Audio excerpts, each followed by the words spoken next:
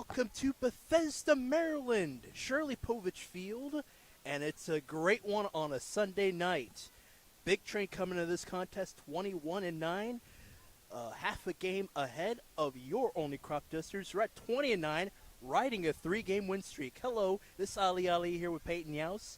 Peyton, lovely day for baseball, and not a lot of humidity too, so we'll take those two. Yeah, beautiful day for baseball. Had some slight some slight rain when we got here, and kind of worried me, but definitely glad that the skies have cleared and we've got a beautiful evening for baseball. Yeah, winds coming towards our right to our left at about 8 miles an hour, so it's going to be a nice breeze, though. But talk to me about this Cropdusters team. Pitching is superb the last yesterday against the Grays. Everything's been going right for them, though.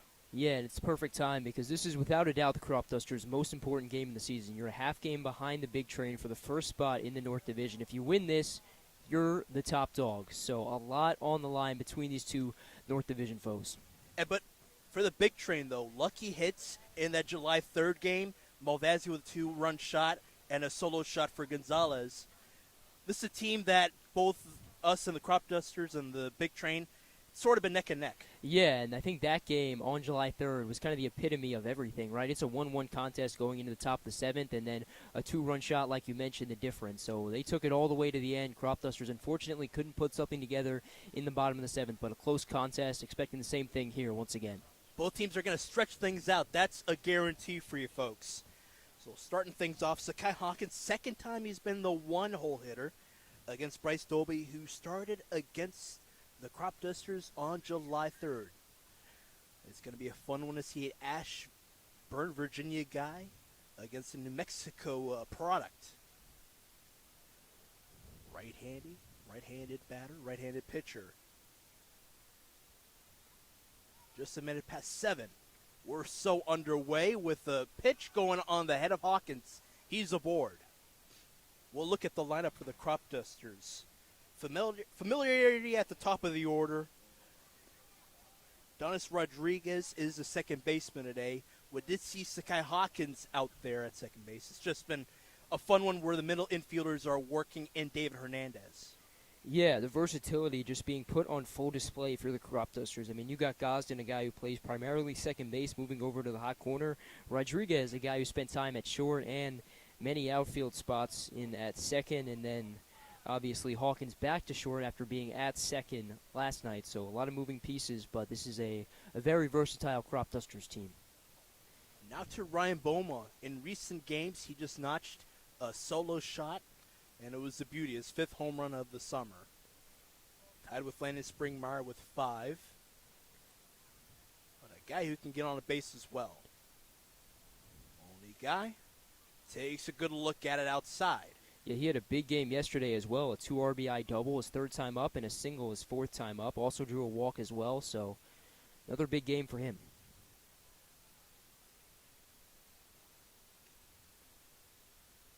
From the mound all the way behind the plate, you're looking at 3 players who appeared in the All-Star game. Dolby, in that first inning, did not allow a run, though, but had allowed 2 hits. And it goes upstairs on Boma. Boma played later on in that game.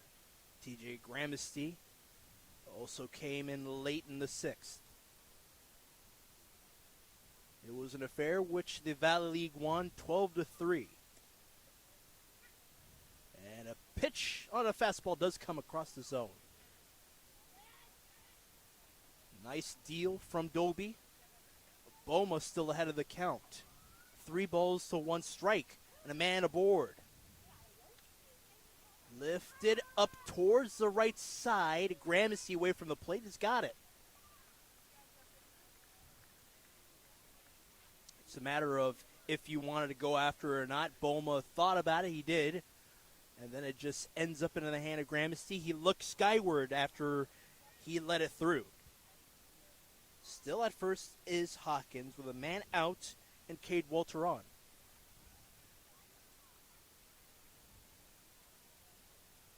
Lefty-righty matchup of the day. Walter sends this opposite side. It angled while it was up in the air. It stays foul.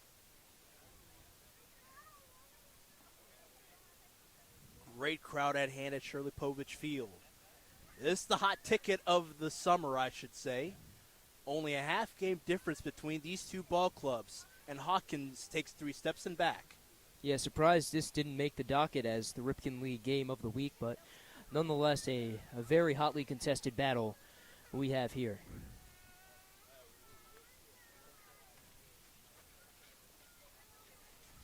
Couple of steps to the side, Hawkins stays put at first.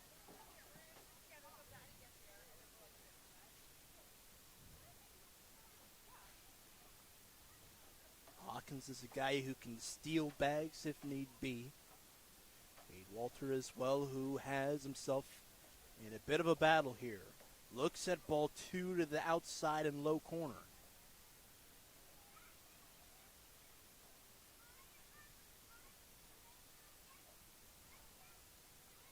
I spoke briefly to Dolby. He was just mentioning to me, hey, get something to stick on that zone there. Try to test that lower half, see where that takes me. He's just going to paint it towards that inner and low corner.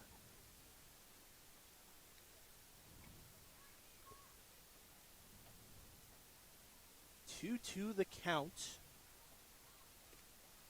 Pitch goes inside on him.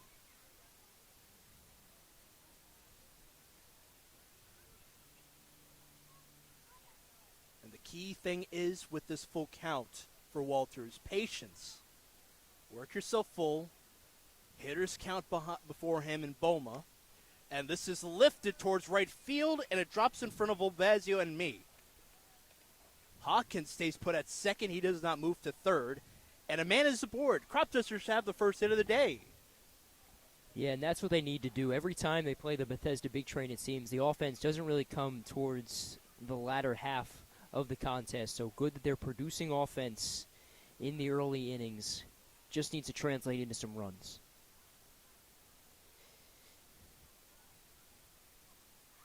Batting right and in the spot there, Walter Springmeyer is up to bat. The former's at first with a knock to right field.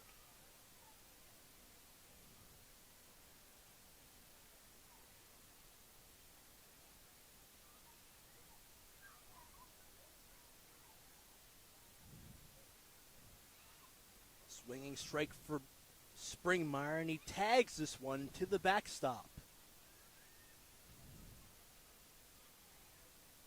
A little bit of a difference for Springmeyer there. Making contact early, missed early, and then this one was fouled behind. But the conservatism of Boma and Cade Walter. Yeah, Springmeyer, a guy who throughout the summer has just become more and more aggressive in the early offerings. Wow, a punch out at the plate. Offered at just a tad bit. He was inching towards the plate over there, batting to his right, and he is out. Dolby pumps through a strike, and it brings up Max Waring.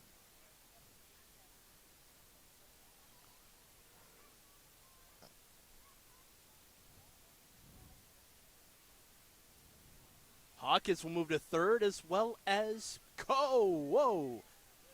Oh, he's safe. Look at that. Bang, bang. And the man, Cal Johnson, the shortstop, is pleading his case.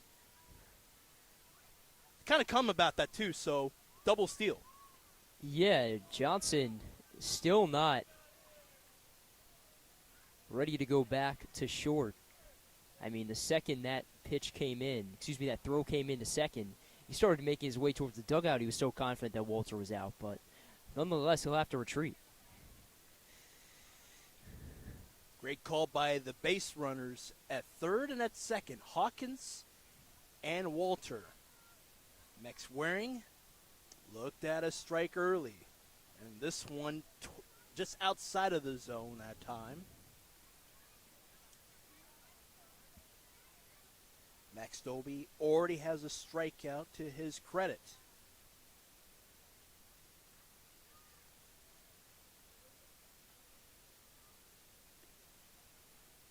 Oh, just off the hand of the third baseman, Panette. It'll spring Hawkins from home. Oh, but they do get that crucial out. They looked at Walter before, and this time it does stick at third after Hawkins, brilliant player, scores.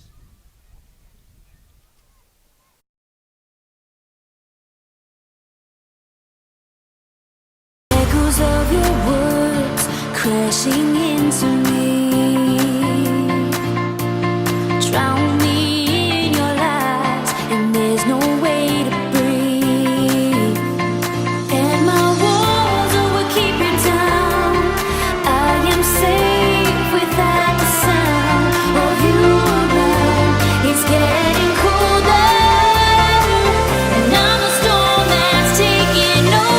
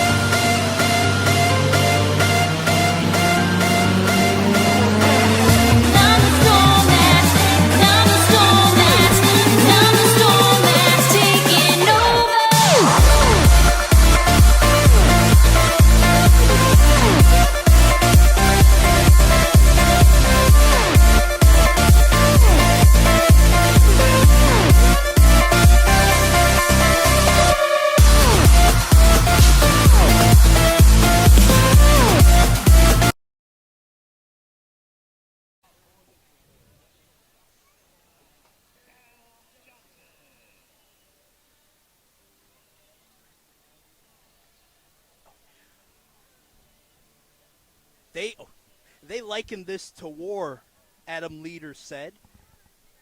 Both teams are just half game apart in the standings. Hartman looks to deal against Johnson.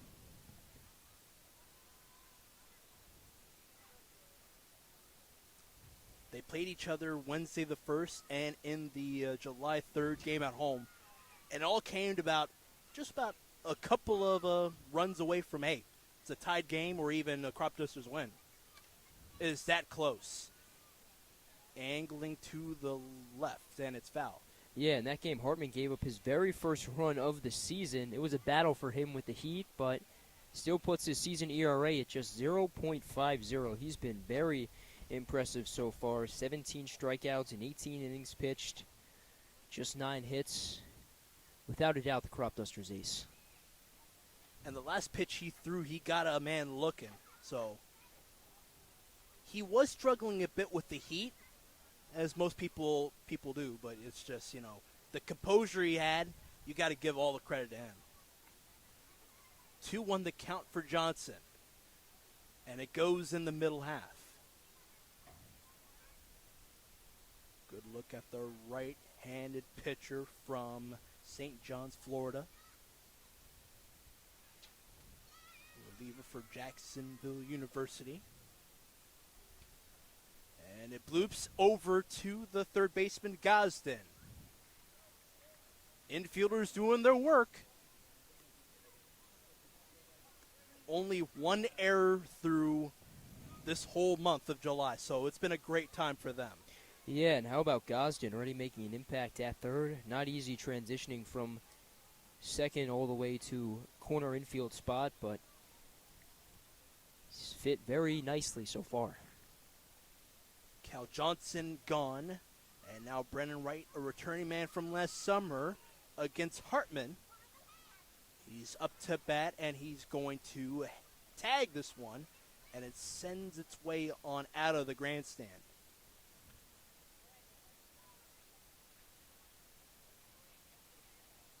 South Alabama guy. Second on the team with walks, 19. And he sends this to center field. It's Walter who has a good look at it. He trots backwards and gets the out.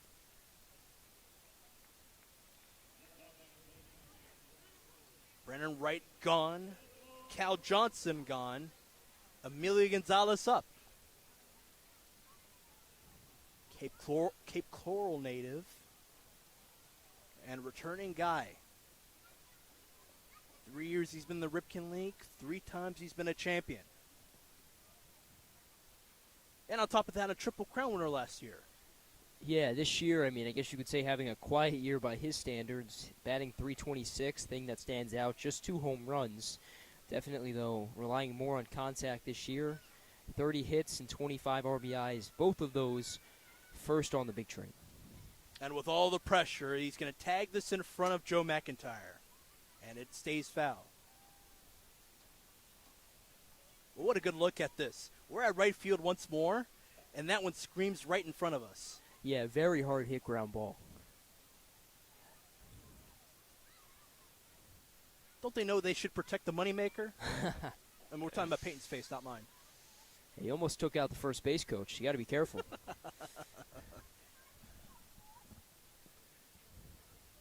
Joe McIntyre, the only guy who coaches regularly in the Maryland high school circuit.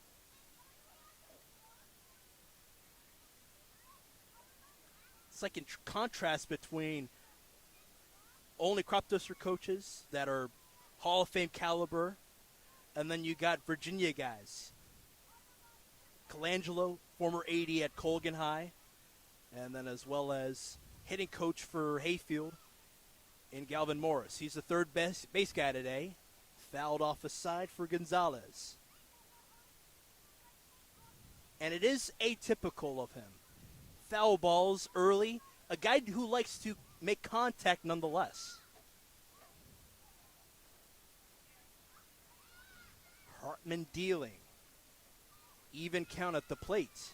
2-2. The pitch. Angles foul to the left.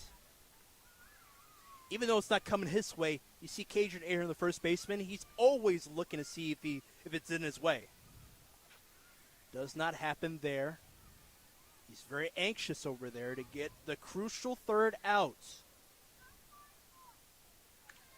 And this one will go towards the right side. Ahern to Hartman with a little bit of a side swipe.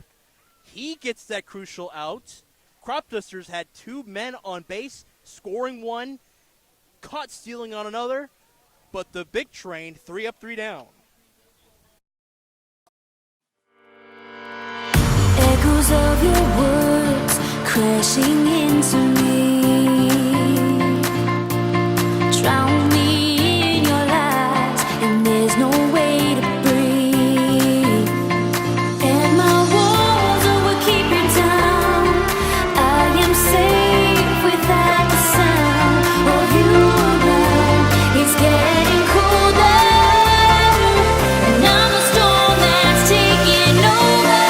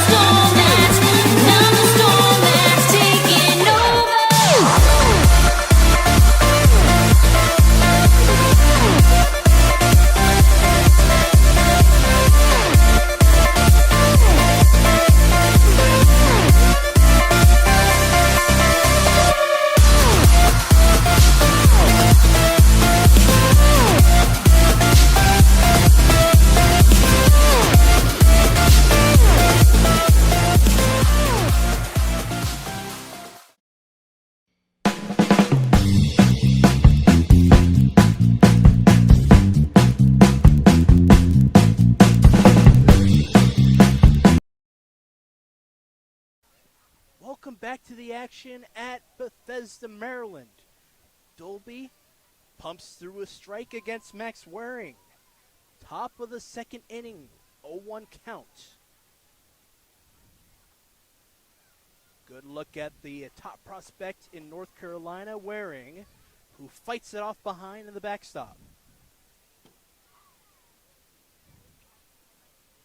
Just like what the action is at the plate, that North Carolina-Virginia action, you got a Virginia boy and a North Carolina boy calling the game. It's a fun one. It's a good observation. I don't think I ever would have picked up on that connection. And this time Waring gives it a look. And it's something to keep in note about Peyton. The patience early on in this game. 3-1 count for Boma. He's put out. And then Walter was aboard with that knock. So let's see how Waring does here. And he's going to send this away from the glove of Gonzalez. And it will drop down in the line. A base hit. He's moving to second. What an extra base knock for the guy who can do it all.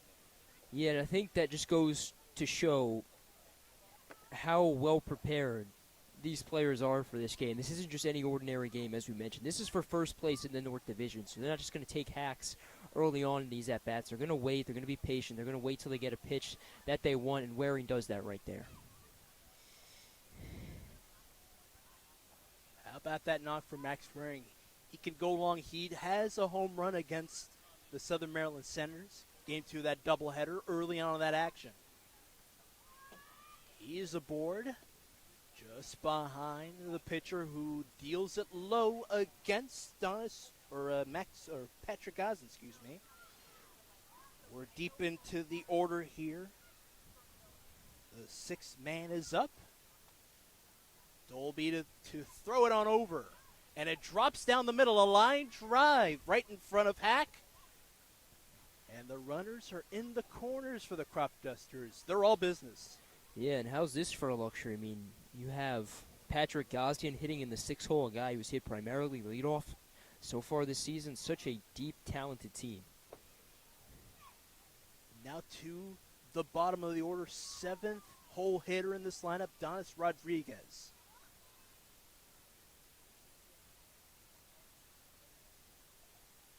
The guy who can get into base in his own right. Stole 33 bags with Millersville in the spring.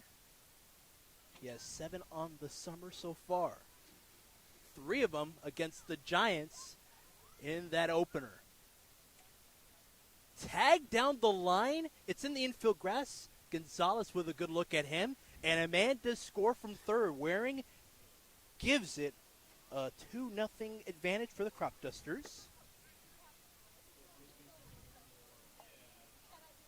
Yeah, it might not be a big-time extra base hit into the outfield that scores multiple runs, but for the Cropdusters, you can't really leave anybody in scoring position, or rather you can't really leave these innings and leave everybody in scoring position. You got to at least score somebody, and the Cropdusters do that in back-to-back innings. A great start.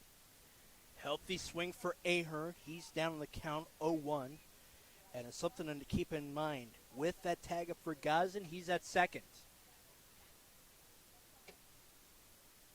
Brian Scott will round out the order for the Cropdusters. 8-hole hitter on. Scott on deck, and Dolby with a look. Grazes the plate before it hits the glove of Gramesty behind the plate.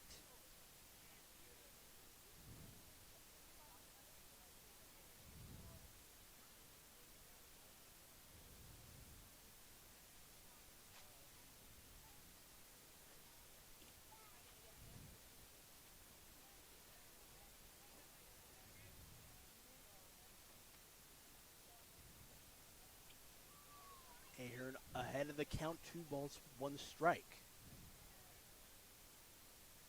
Dolby in this inning hasn't been using the fastballs.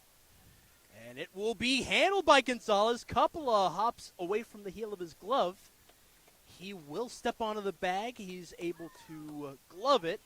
Ahern out. 2 outs in this inning. We go to Brian Scott. How about this? A triple, and he scores from third on the same play. Little League homer. He's a beauty too.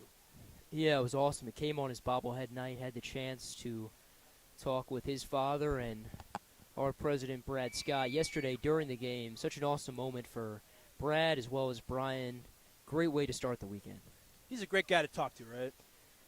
He's a small guy, but he's a fun one. There you go. Hey, he made it look easy too. He did. Up in the air, and this one will drop at right field. Scoring from second is Gosden. And how about that? After the out on Ahern, Scott gets a knock. And we got Walters back up. We're in the top of the order once more. This is still in the top of the second. A man at first.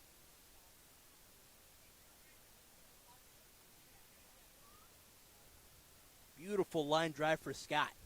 Yeah, and it comes with 2 outs. Big position right there for the big train. A chance to get out of the inning, but goes by the wayside as Scott tacks on the Cropdusters' 3rd run. All of a sudden, they're up 3-zip.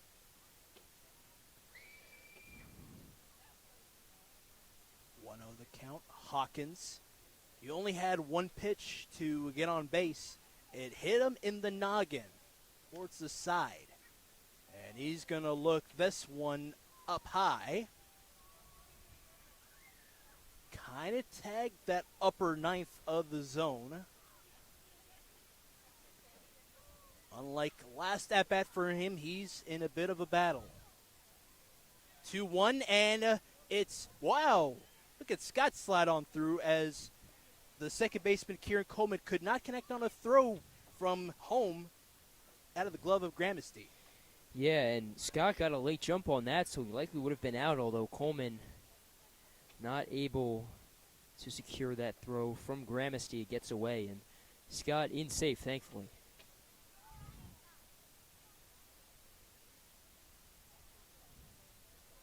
Low in the dirt again.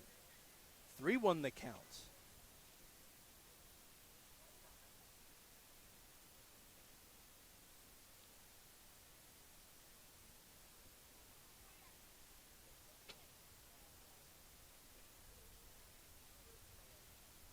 He will move up to first.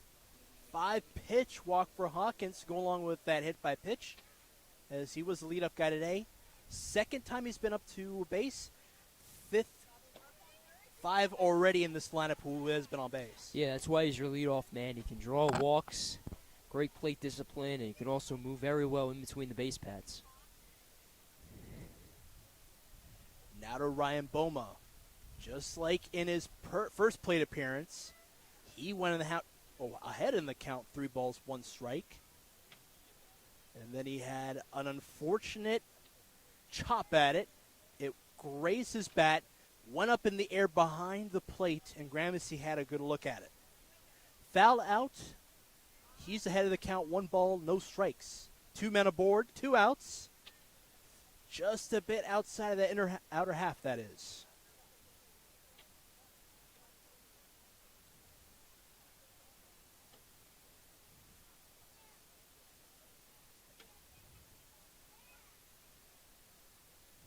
The deal, and it's sent over line drive. That's gloved easily that time by Hack. Couple of line drives have been favorable for the Cropdusters. That one out in the outfield. Let's see how the big train fare. Cropdusters up 2-0. Echoes of your words crashing into me. Drown me in your lies, and there's no way to breathe. And my walls will keep you down. I am safe without the sound of you around.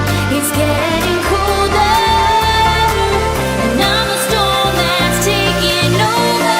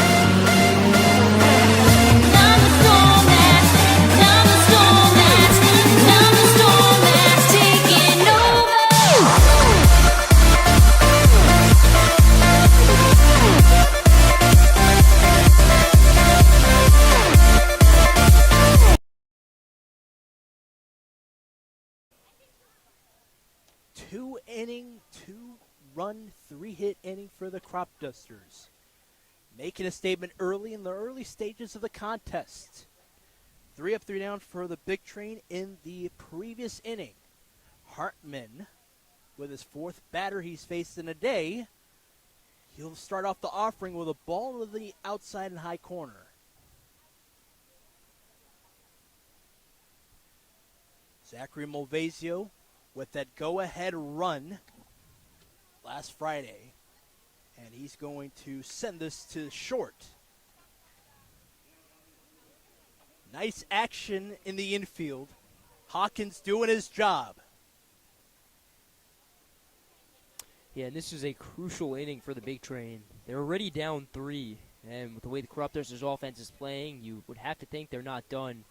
Definitely a possibility, a good possibility at that they tack on some runs in the coming innings. So you don't want to go down into a bigger hole. You need to tack on at least 1 or 2 in this inning.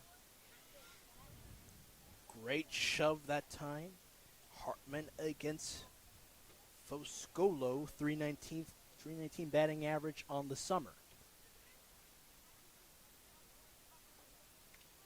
Healthy swing. Watch out, folks. Fouled off to the side.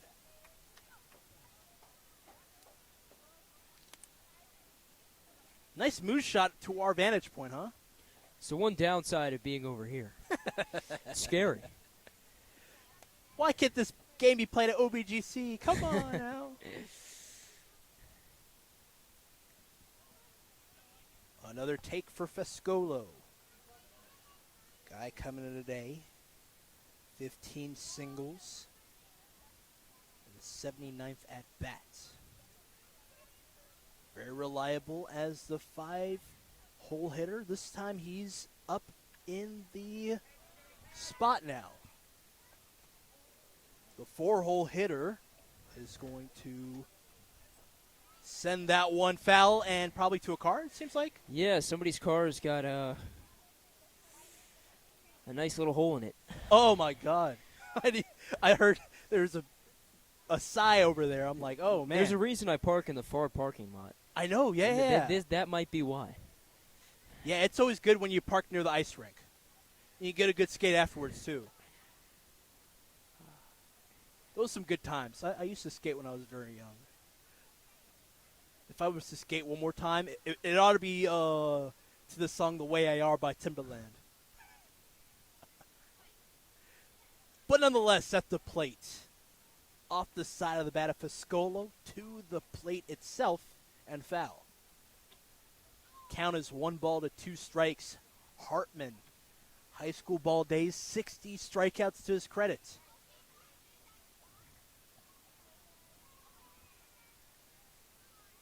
Looking for his first of the day. 1-2. Sent on over to short. Hawkins had to go back and get it. And it's Ahern who stays on the bag. Foscolo out.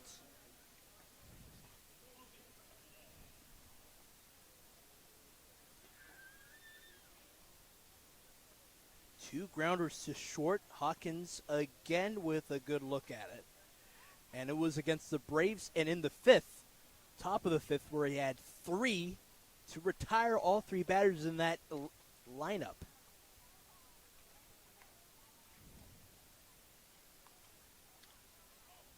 Nice line drive, and Hawkins with a good look at it. It's going to drop into the outfield grass for Logan Panette. An all-star for the North Division last summer. Did not get the honors, but he was able to make things going for the Big Train. First hit of the day. Yeah, it's hard because he's batting .333 on the season, but 6 other Big Train hitters are as well. So he's just, you say unfortunately, but it's rather fortunately that he's on such a stacked Big Train team. Line drive left to center. Hawkins tried to cheat at it, but he was like, hey, can't win every battle. Now to TJ Gramercy as we near the bottom of the order for the Big Train. Guy with a big heart. This one will go into foul territory. Ahern skies it. What a guy. A good man. He's got that third out. A quick scare as Panette had a single to left center field, but the Cropdusters staying put with their 3-0 lead.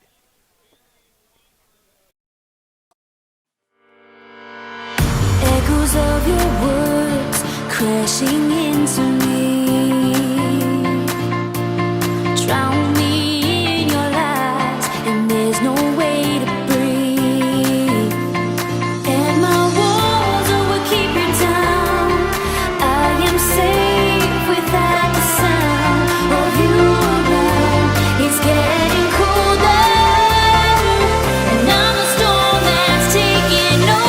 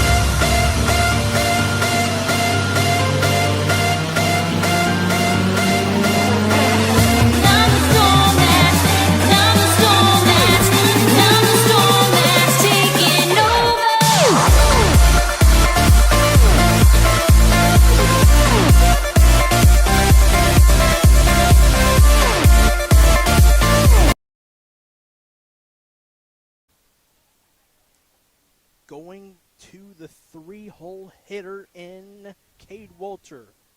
He had the first hit of the day. A line drive into right field.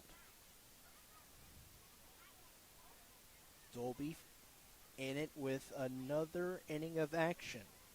2 innings so far. Struck out the last batter in the first in Springmeyer. Clipped into the air, and it's towards the shortstop and Johnson. A good look at Walter at the plate. 1 hit, and he's gone. Springmeyer up, and a second time battling against Dolby. Ashburn guy just down the road on State Route Virginia 7. Going up against the Gilbert, Arizona native. Dolby's now comfortable, working fastball, fastball, fastball, seeing how things go. He makes contact middle half.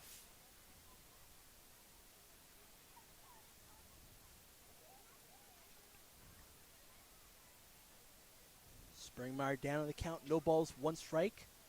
1 out on a 1-pitch pop out in a short for Cade Walter. It grazes that outer half. Even count, 1 ball to 1 strike.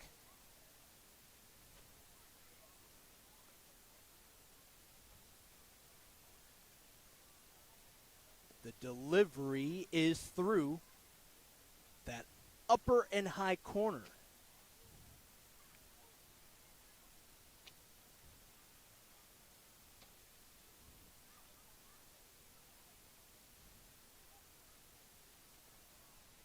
The 1-1 is swung on. Out is Springmeyer on the 1-2 pitch. Yeah, I think the big train definitely monitored the scouting report. If you remember last month, took one out into the trees in left field, did Springmeyer, so we'll be trying to contain him, and he's done exactly that so far. Middle of the order with a foul ball for Max Swearing. He had a double in the second, which spurred on that 2-run, 3-inning. 3-hit inning, that is. 2 outs so far, 5 pitches to the first 2 batters in this inning. 7th pitch right now is missed outside on Waring.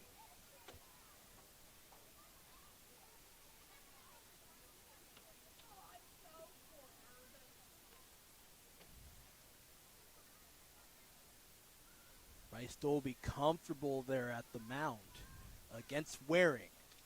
Sends this one over to the right side. Angling back to get it is Coleman.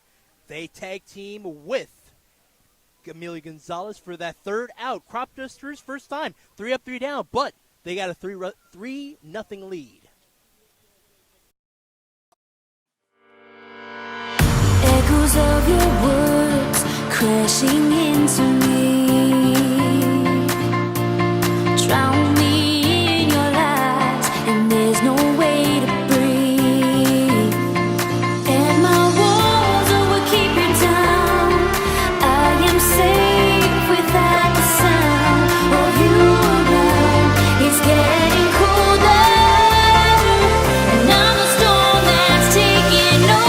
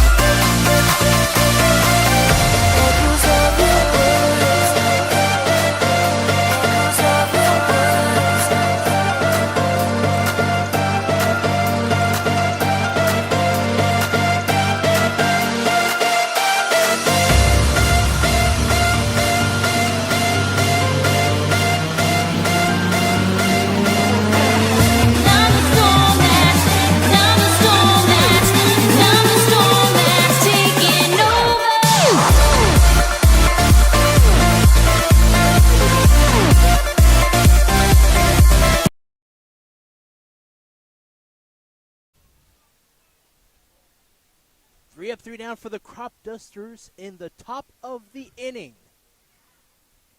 Let's see how Hartman and the infielders, outfielders, see how they fare. We're at the 8th spot in this lineup with Coleman, one of the newer members in the lineup for Bagneris. He takes a good look at the fastball from Hartman. Yeah, he's had a very strong start to this game. He's only faced the minimum +1, that being a single by Panette. And he tags the second pitch. Shuffling for it is Donis Rodriguez, and the out. And great look for Coleman. He kind of had Donis Rodriguez look at it, and he was able to shuffle it on through. Yeah, and I was about to say, every out he's gotten, it's pretty much been a ground ball, and he proves me right there. He gets Coleman to ground out like he got Foscolo, Malvasio, Gonzalez, and Johnson to all do. With all indications that the infield looking great. Hartman does not have a strikeout yet, but there are times where we're thinking, hey, he could get it. He had a chance against Panette. It was a single on a line drive left center field.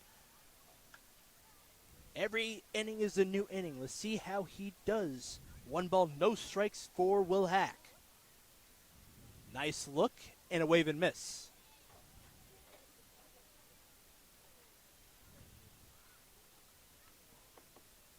1-1 count. Center fielder against the Florida native. Nobody on for the big train. Donis Rodriguez pacing himself in the outfield grass. Ahern cheating right near it by about 7 feet away.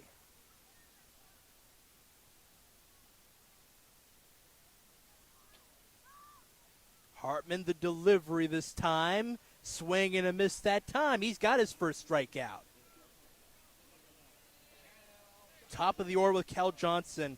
Only 1 hit allowed for all these batters. Yeah, a near flawless first time through the order for Hartman. But now these big train batters know what they're facing. So it only gets tougher from here for Hartman.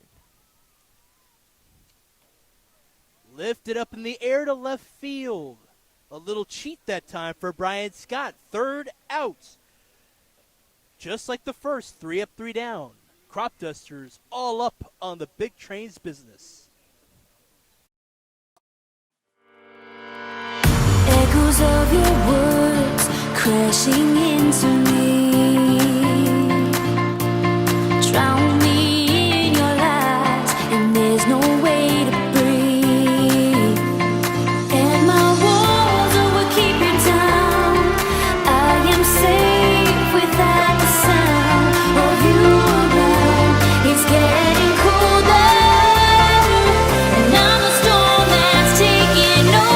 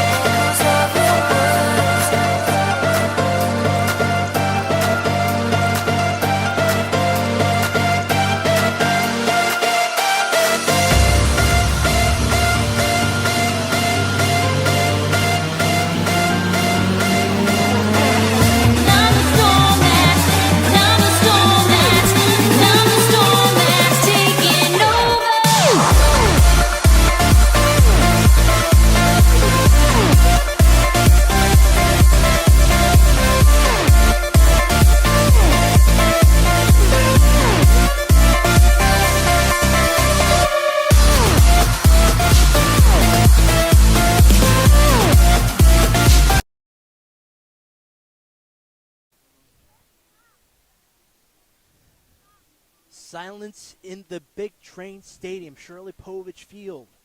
Another 3-up, 3-down inning, and they are stranded with no hits, or one hit that is, and no runs. Cropdusters have a 3-run lead. Dolby working against Gosden, who had a knock in that crucial second inning. He cheats inside of the plate. It's a called strike, though.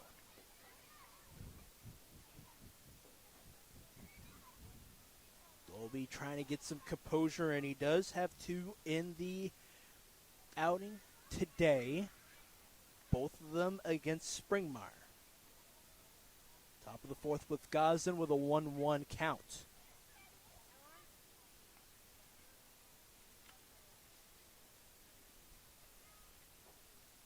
A lot of movement for Gosden at the plate. He does not take.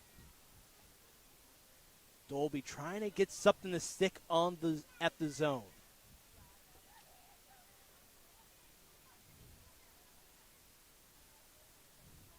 Two, 2-1 up in the air towards the grandstand and foul. You should have heard it from the faithful here in the second inning.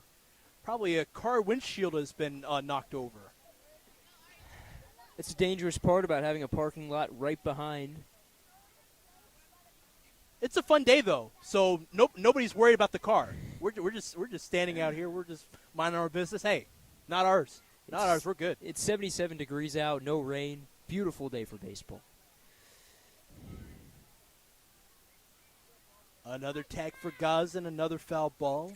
It's still a 2-2 count.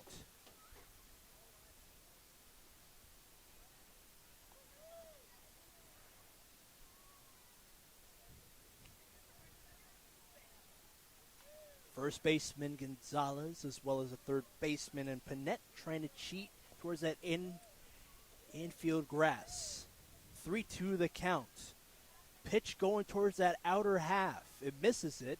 Dolby from Ashburn, local boy, dealing against Gosden. Tagged up the right side, that is. What a nice play. And a shuffle on through to the pitcher Dolby, who stepped onto the bag before Gosden. Beat him about 2 steps that time.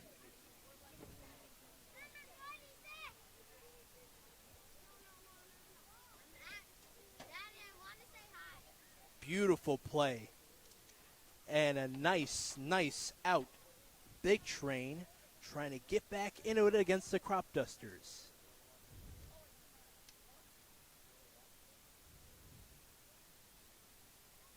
Gazin out. Donis Rodriguez on. Beautiful play. Sprawling to make the glove save is Gonzalez. Good take from Rodriguez.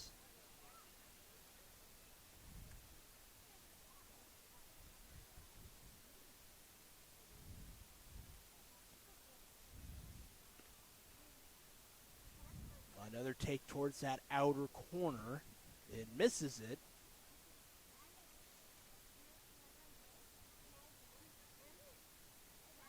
Two balls and no strikes, one out so far. Nobody on for the Cropdusters. Angling towards that in and low corner.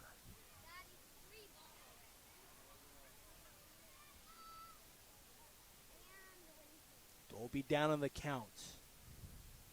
Nobody on, so not much of a jam for him. Lower half that time, called strike.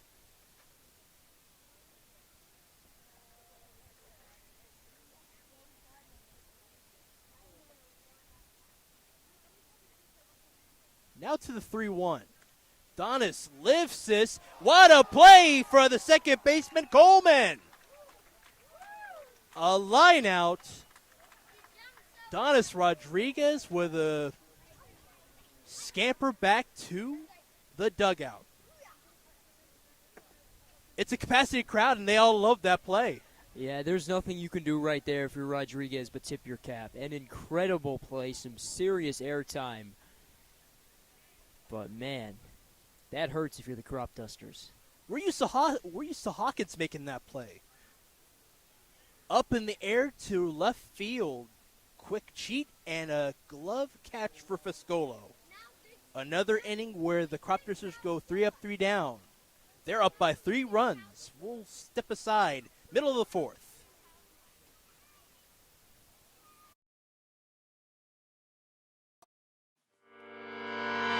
Echoes of your words crashing into me.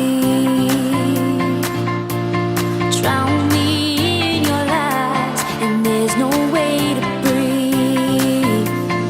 And my walls will keep you down. I am safe without the sound of you around. It's getting colder, and I'm the storm that's taking over.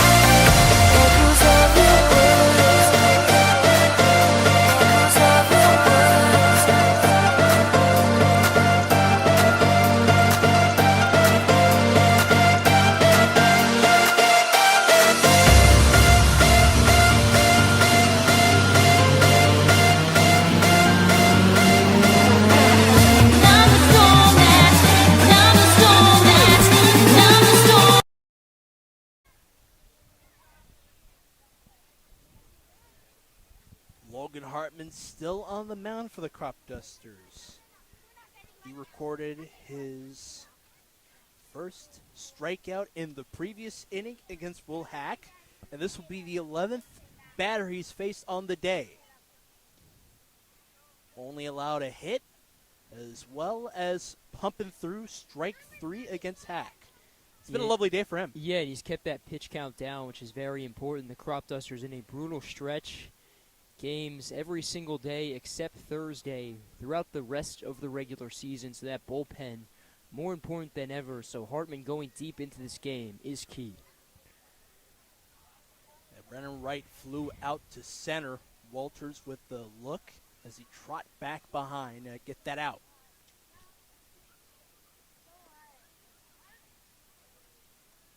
Fastball cheating it right near the torso of Brennan Wright. Emilio Gonzalez mimicking every single movement from Wright, who's at the plate. On deck is the former And right the ladder looks this one upstairs. Ball number 3 to go along with a strike.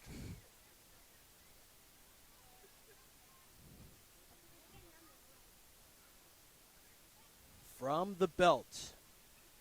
And back to the pitcher. He's just going to shuffle it on back to the first baseman, Ahern. Solid play from the pitcher. And he helps that on that first out in the bottom of the 4th. Here's Emilio Gonzalez. Couple of foul balls in his first plate appearance on the day. 3 of them, if I'm not mistaken. But he sent it on through to Ahern. Out at first for him, back in the first. And a quick tag off the side of the bat and foul.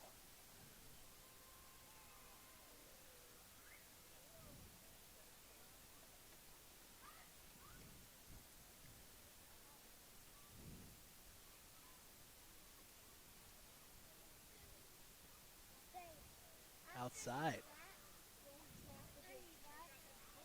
1-1 the count, 1 out. Gonzalez fouled it, one up to the side.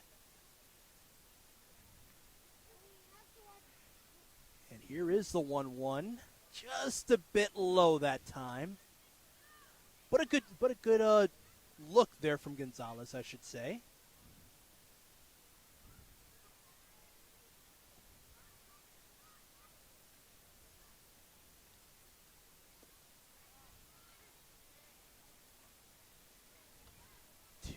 Two now for Emilio Gonzalez.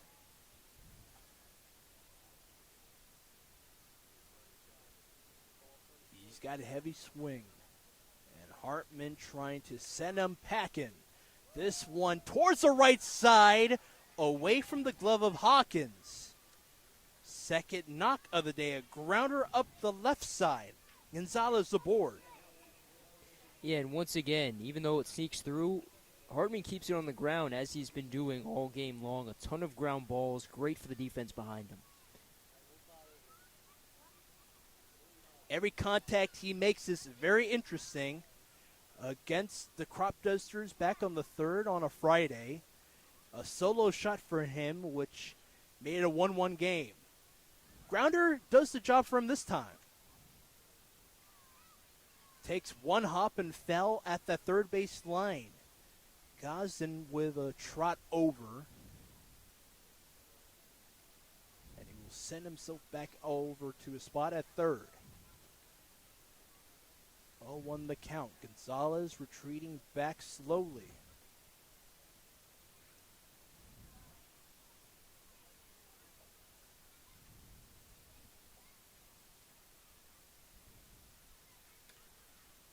And this one up the left side again. Gonzalez will move to second. Another hit down that way. And this one takes a hop out into the outfield grass. And now they're generating hits like you mentioned earlier. Second in a row and the third one on the day for the team in green. Yeah, and still for Hartman, these aren't line drives. These are balls put on the ground, just sneaking through the Cropdusters infield. So I don't really think there's much to change in his approach. Quick chat for Springmeyer and Hartman.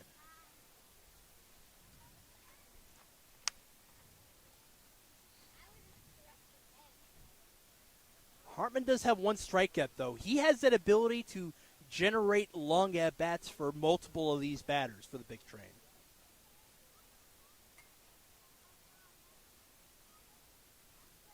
Fiscolo, after the mound visit, is waiting patiently outside of the plate.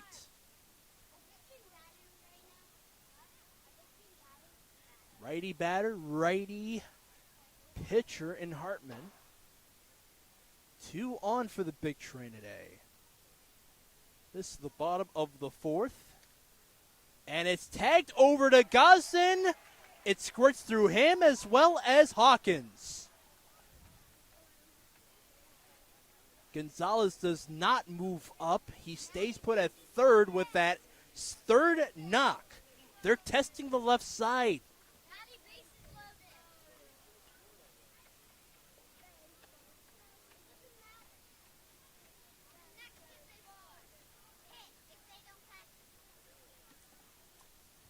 Cropdusters, keep in mind, folks, have an out. It was early on in this inning. Brennan Wright had a quick grounder back into the glove of Hartman. Infielders sheeting close to the grass.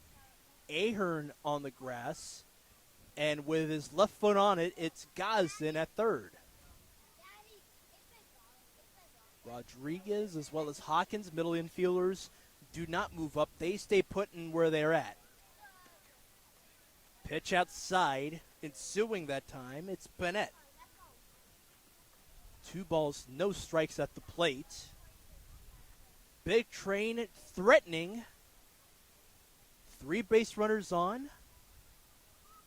And Panette giving Hartman a jam.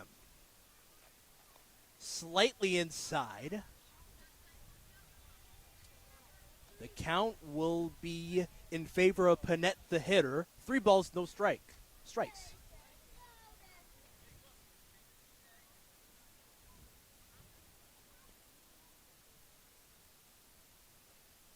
Hartman 3-0 allows Gonzalez to score from third. It's an RBI and a walk for Panette. Still 3 base runners on.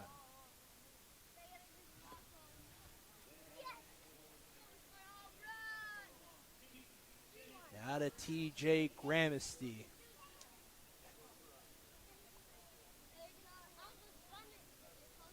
Big Train generated hits and a walk.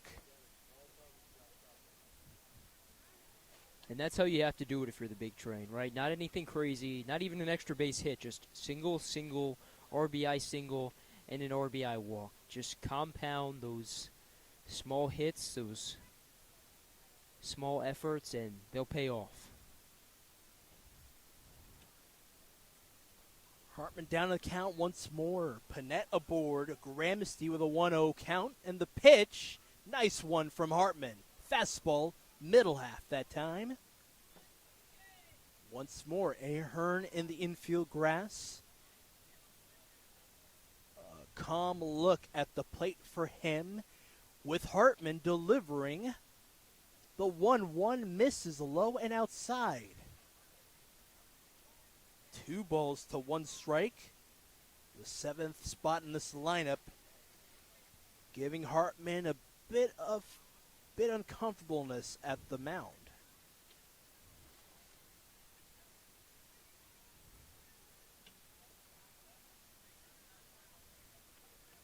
Pitch goes outside again. Springmeyer trying to frame it as best he can. 3 balls, 1 strikes. For TJ Gramesty, he looks this one upstairs again.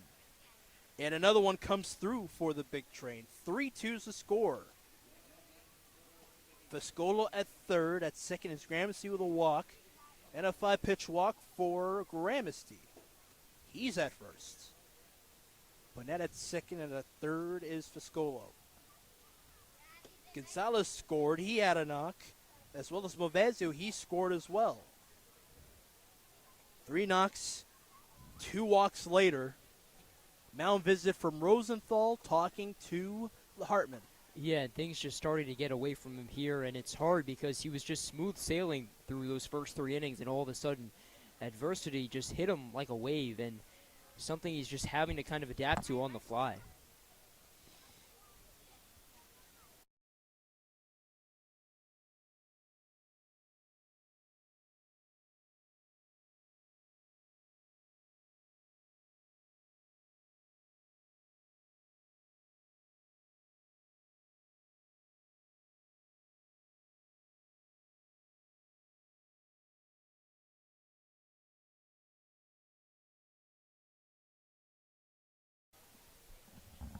Mound visit's over.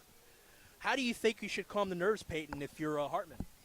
I mean, I don't really think there's much you can do differently other than tighten up your command, because everything he's putting in play is keeping on the ground, which is what's most important for a pitcher.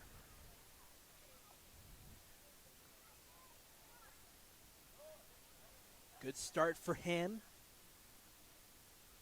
0-1 the count for Coleman.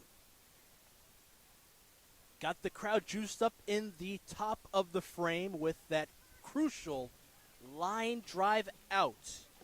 He was about probably a step away from the outfield grass. He skied it as it was coming his way. 1-1 the count at the plate. Hartman with 3 on. Tagged off to the side. Foul ball there.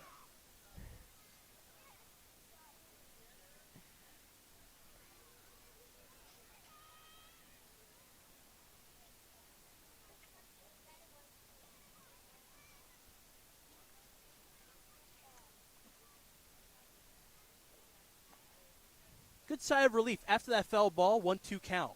Let's see how you can get out of this. Yeah, great opportunity for him. One of the first times in a long while that Hartman has been ahead in the count.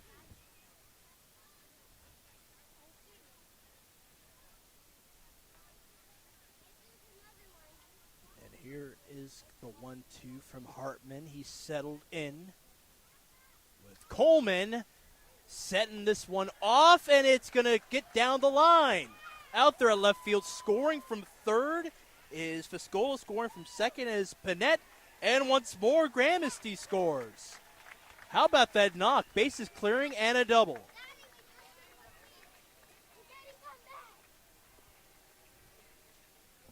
And how about that? 5 runs consecutive, and the home team takes a 2-run lead. Yeah, and it just flips the game on its head. All of a sudden, a 3-0 lead for the Cropdusters has disappeared, and they're down by 2.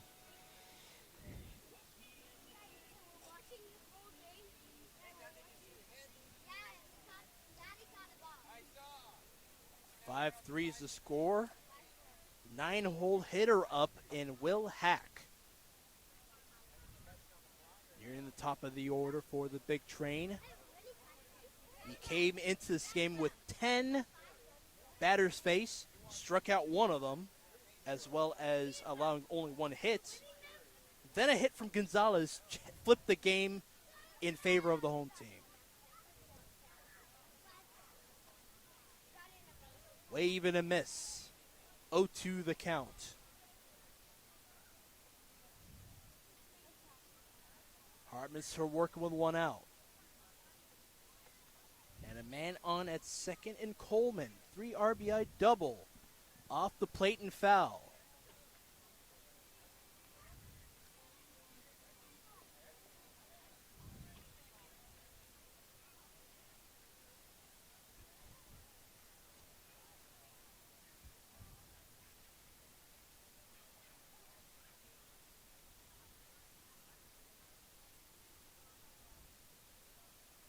Oh, 2.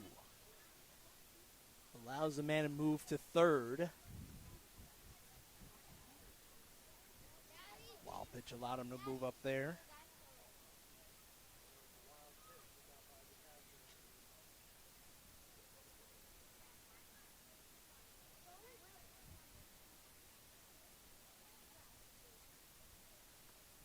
Clouds starting to part here at Shirley Povich Field. Lights are on. They're on bright. Punch out after 4 pitches. Hartman with a sigh of relief. He looks downwards after that 1-2 fastball. It cooked him. Yeah, he needed that, especially with a runner on third. If something was put into the outfield with 1 out, it would likely score Coleman. But now with 2 outs, that same thing happens. It ends the inning, so a much-needed second out. How about this scenario, Peyton? Another looking strike, and it leads to a quick out. It was a fly out for Cal Johnson after 1 pitch, and this 1 pitch, it will be a ground ball over to second. So, Cropdusters do get out of the jam, but they surrender 5 runs.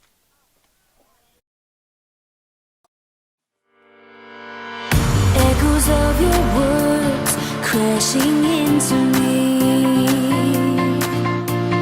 Drown me in your lies, and there's no way to breathe.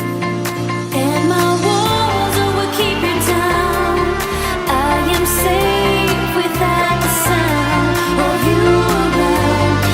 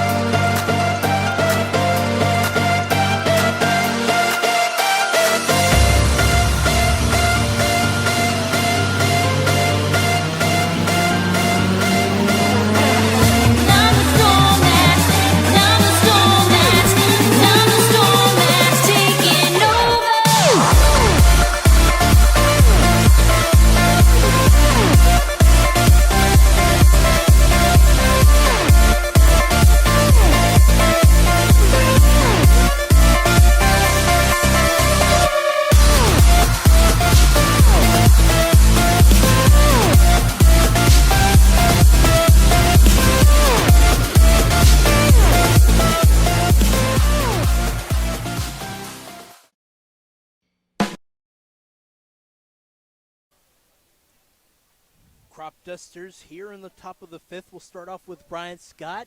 Ali here with Peyton Youse. And Peyton, you allow that 5-run, 4-hit inning after you, the Cropdusters, had 2 3-up, 3-down innings.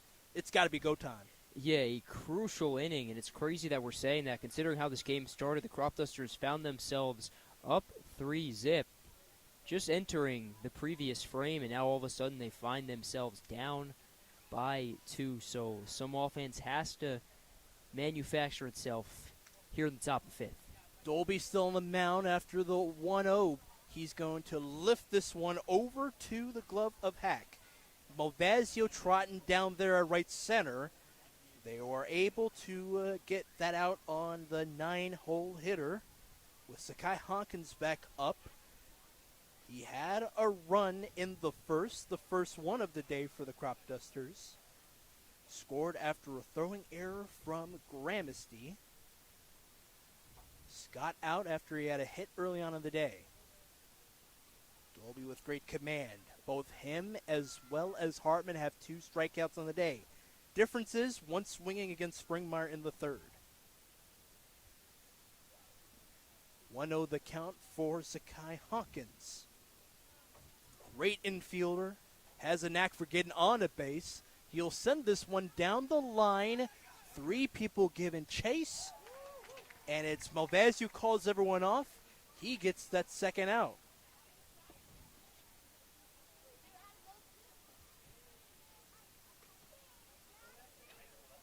And 2 quick outs at that, and that's key because that pitch count definitely on the higher side for Dolby after the first few innings, after kind of getting knocked around by the Cropdusters, but 2 quick outs helping to keep that number down.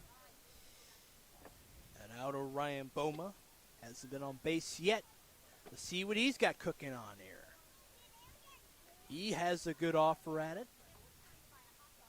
Ball 1 at the plate for him. Bryce Dolby with a look. And this one will stretch inside.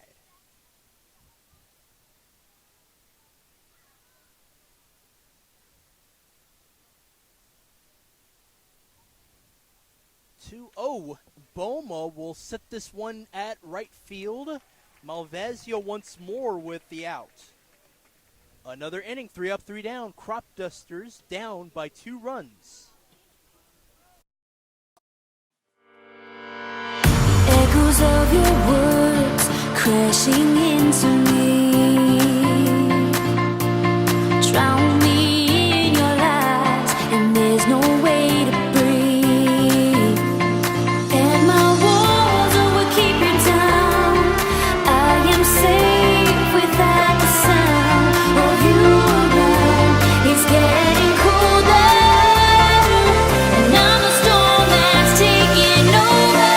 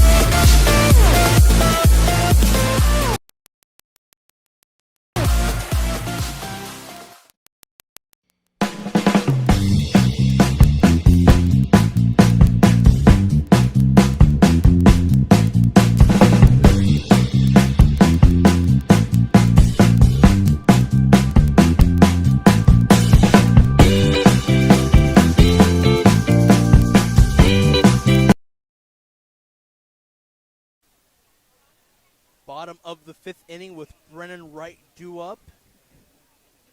He wasn't able to do much in the previous inning where the Big Train took a 5-run inning with 4 hits with him.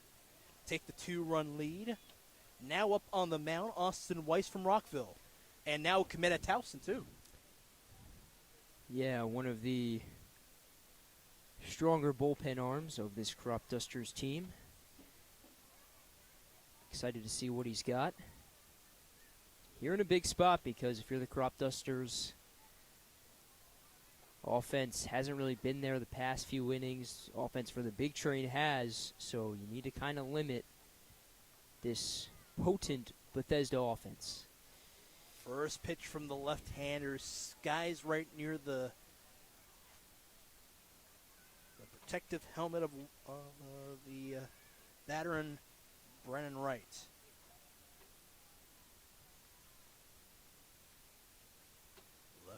Lefty matchup. That one lower half. Austin Weiss, a Rockville guy, easiest drive for him going up to Olney.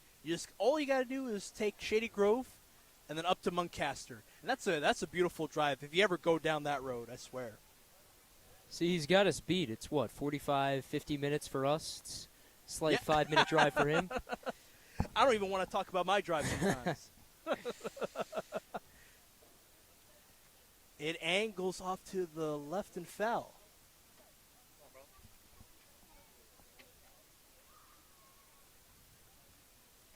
Good look from Wright against Austin Weiss in relief of Hartman. 2 walks, 2 strikes on 4 innings of work.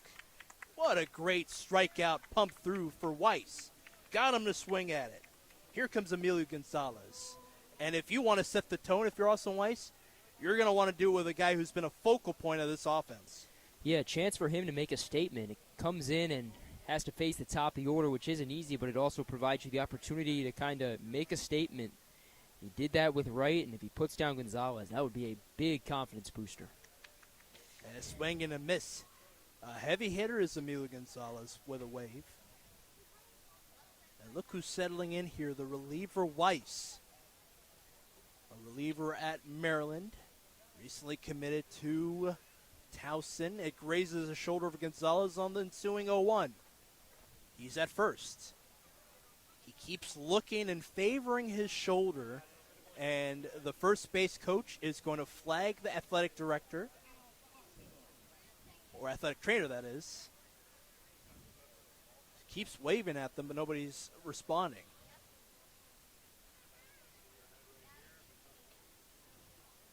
That would be a blow if he's not able to go. He looks in discomfort, looks upset.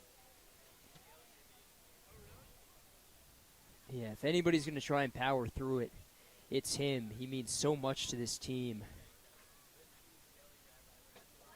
But definitely in some considerable pain.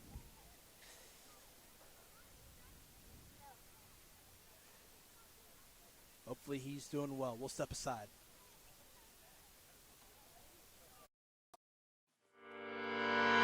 Echoes of your words crashing into me. Drown me in your lies, and there's no way to breathe. And my walls will keep you down. Quick delay. He looks like he's good. He's going to stay put over there at first. Emilio Gonzalez, second time he's been on base. Here's Bolvasio. Lifts this up in the air. Ahern in the infield dirt is going to glove it. You don't get a crucial out against Gonzalez, but if you go against Movazio and get him out, that works well too. Yeah, and Gonzalez, a bigger guy, kind of hangs over the plate, so it's hard to try and avoid him if you're Weiss. So you don't want to tag anybody, but if you're going to tag one guy, probably want it to be him.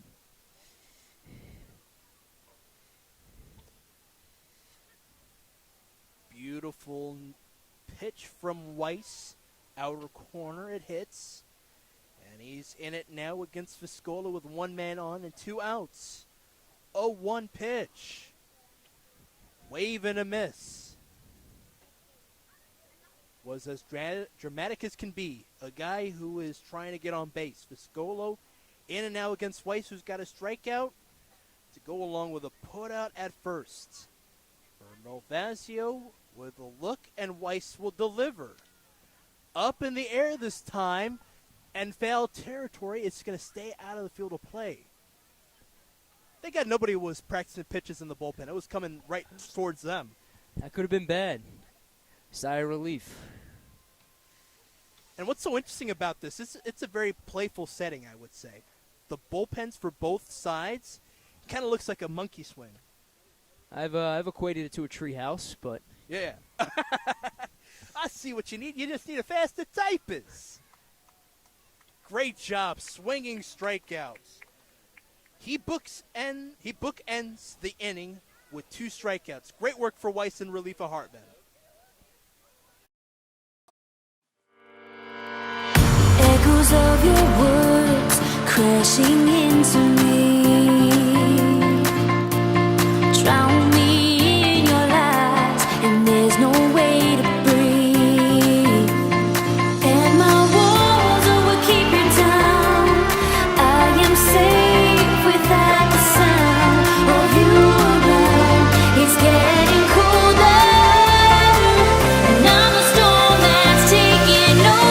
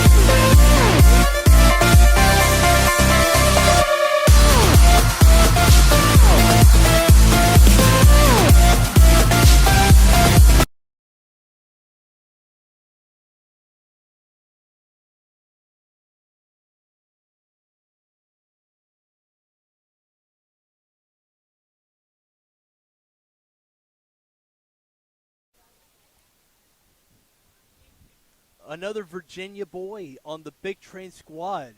The reliever in Aiden Parker is coming up to the mound. He's going to work against Cade Walter from Florida. Yeah, what a season Parker has had. Just 2 appearances. Those have spanned 5 innings. And in those 5 innings, a 6-to-1 strikeout to walk ratio. Has yet to allow a run. Has allowed just 3 hits. So a very, very good season out of the pen for him. It's Aiden Parker, a Virginia Beach boy down I-64.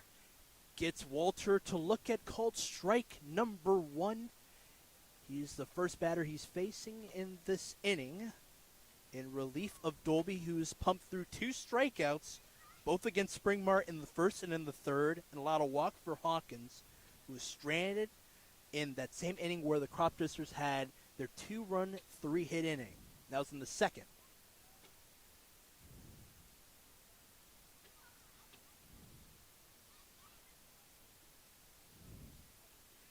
And if you think about what's down there for Sean Camp and the George Mason baseball team, South Trimble, a Virginia Beach boy, so many of those guys in the A-10 as well as George Mason find their way from Virginia Beach on up to the school in Fairfax. So The man does move up to first with a walk in Walter.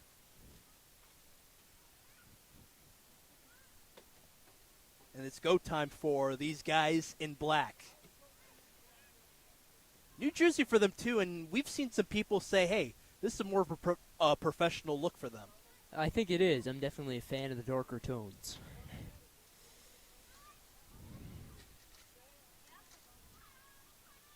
Nice take there for Springmeyer, 1-0 the count. A man aboard and Walter. Waring is on deck. Walter thought about moving to first. You saw him cheating a little bit more.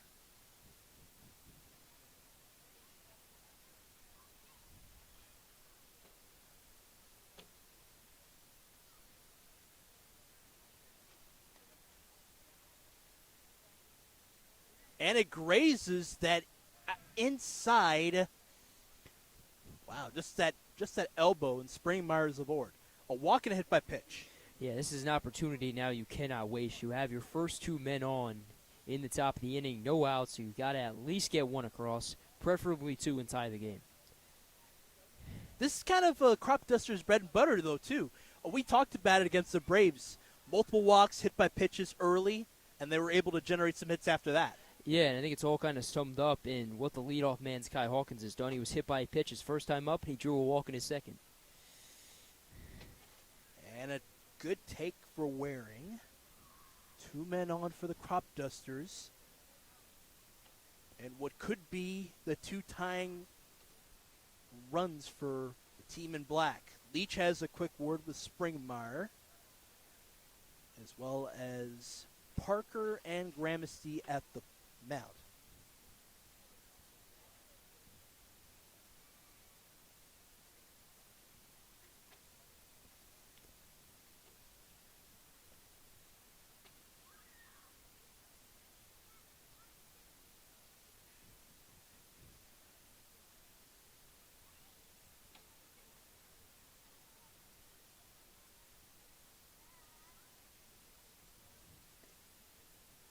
Outside, not in the zone that time. Parker dealing with a breaking ball. Walter scooting away from the bag. Cheating right near his left shoulder is the shortstop Johnson. And Springmeyer, no designated runner today for the Cropdusters, it looks like. He's going to step away from the bag at first.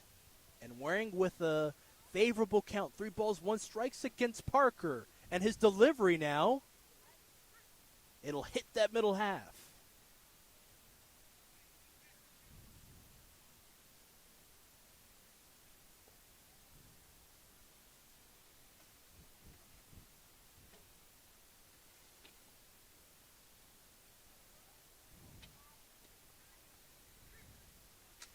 Called strike once more, inside that time for Waring.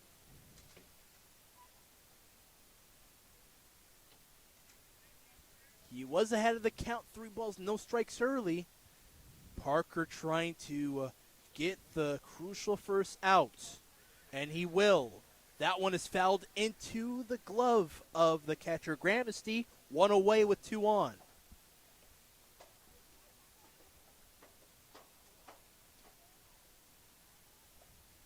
Parker's got his first strikeout in relief of Dolby.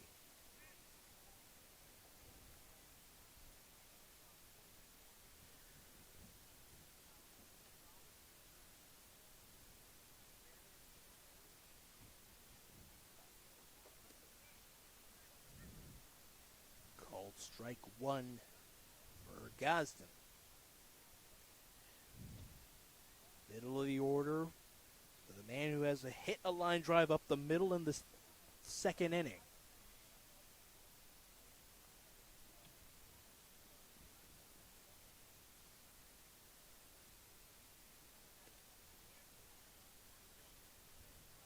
Nice look that time for Gosden. Pennsylvania native, Westchester infielder. All PSAC honors to his credit in the deep run that the Golden Rams had in 2026. Big time chase.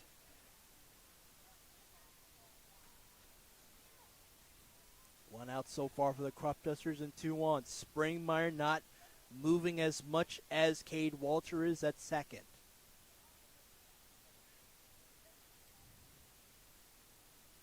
Parker looks at Walter and now deals.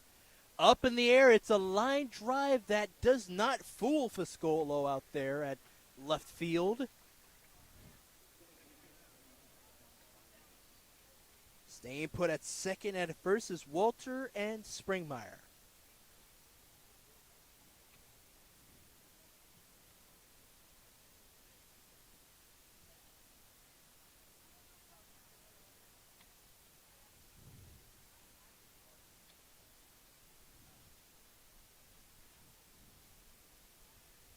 Oh, did he go around? They say he did. The third base umpire does signal. Late check swing that time for Adonis Rodriguez, batting left.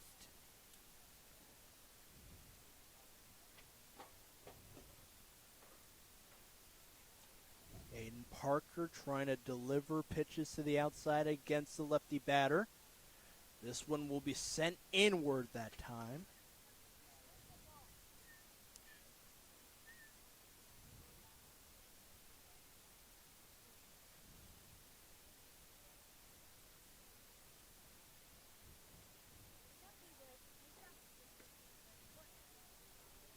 Adonis Rodriguez with a ball. He's working the count now. And he's a crucial batter with 2 out and 2 on. Yeah, if he can reach base here, that would load the bases. It would be with 2 outs, but still a great opportunity for the Cropdusters. You don't want to let an opportunity like this, when you get your 2 leadoff men on, go by the wayside.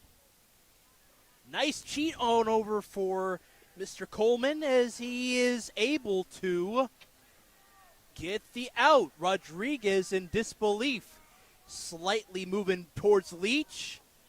Dugout and bullpen giving it to the first base umpire. But the Cropdusters strand 2 on in the middle of the 6th. Big Train up by 2 runs. Echoes of your words crashing into me. Drown me in your lies, and there's no way to breathe. And my walls will keep you down. I am safe without the sound of you around. It's getting colder, and I'm a storm that's taking over.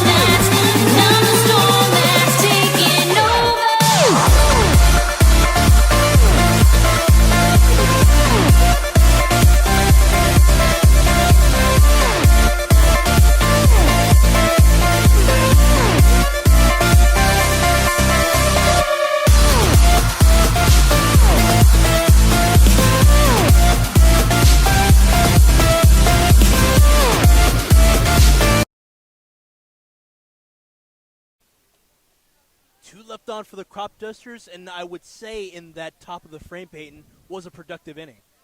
Yeah, they were able to generate some offense for the first time in quite some time. But unfortunately, it's not really about, what can you do. It's just, what I'm trying to say is, you can't let that opportunity go by the wayside like the Cropdusters did. I mean, It's okay, let it out. You get your 2 leadoff men on. You're in a tight game. You got to at least get one across, and unfortunately, the Cropdusters can't do that. Austin Weiss, in relief of Hartman, has 2 strikeouts in the 5th. Right now, he's down in the count, 3 balls, no strikes for Logan Panett. And he is dealing it upstairs on this leadoff batter here in the bottom of the 6th. And he will tag middle half that time. Just a little bit in that outer spot, but it sticks nonetheless.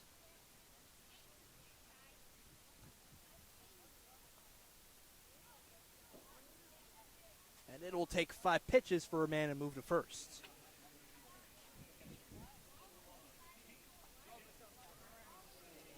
So Panett back in the 4th had an RBI and a walk after 3 base runners. You got Fiscolo, Malvasio, Gonzalez. They all had a hit to the left side.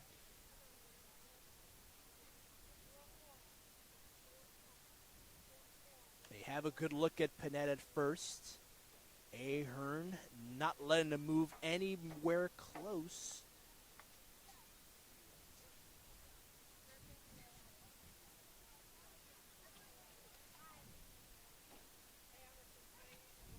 He's going to move up. Weiss is going to give him a look. Rodriguez is on the bag before the man can move up. And 1 away. And you can see it from a mile away. He was going to move up anyways. Yeah, he saw Weiss turn around, and he said, I don't even care. I'm going on to second, but fortunately, Weiss gets it to Rodriguez in time for the first out. 1-4 caught stealing to retire Panett. Gramsci down on the count. And with that pitch, it goes outside on him. 1-1 the count.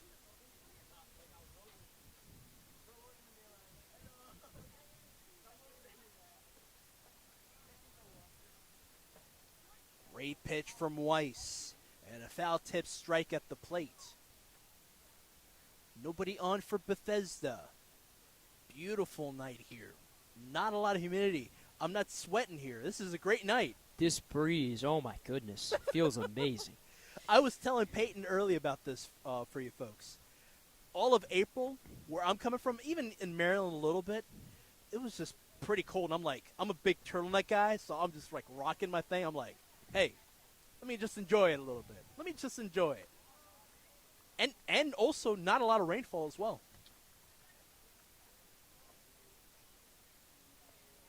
3-2 the count for batter and Gramsci against Weiss.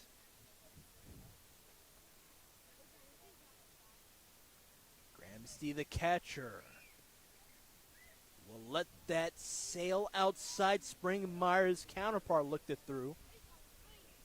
And a quick trot over to first. Quick talk with Coach McIntyre of the Bethesda area.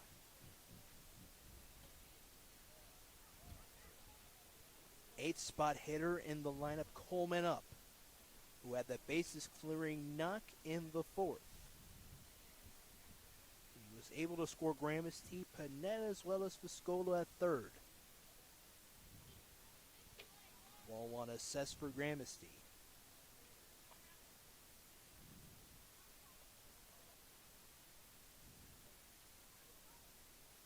So far, Weiss is allowed a hit by pitch against Gonzalez. Was able to pump through 2 strikes, both swing against Fiscolo and right in the previous bottom half of the inning. But it's 2 walks in this one. They were able to get 1 out. Gramsci stays put with this 1-1 on the way for Coleman.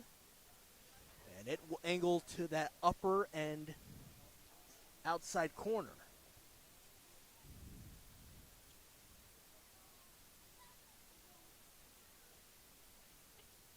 Weiss with 2 looks. A breath and the deal. Hooks it foul to the right. Don't worry, Coach McIntyre. Your knees are good. Nobody's going to hit you.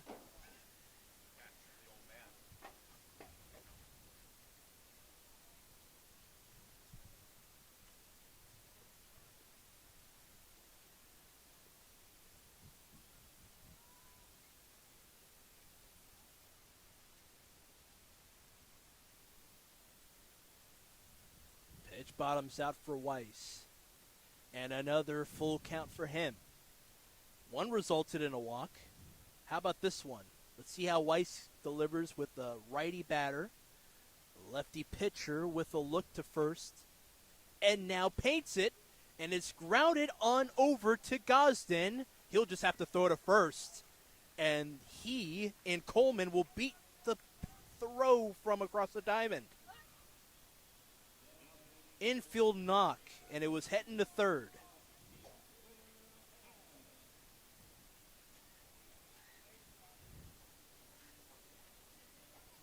Yeah, and a crushing occurrence right there for the Cropdusters. A chance to get that second out. Weiss obviously struggling with his command back-to-back walks, and just a very unfortunate series of events right there. Yeah, Coach A.J. Rosenthal with another word. Glenn Elg, head man. He is the new guy. He fills the spot in for Steve Tiffany, who has high school state championships. One in 2022 in particular. And an alumni of the Ripken League as well. Member of the Aces back in 2011.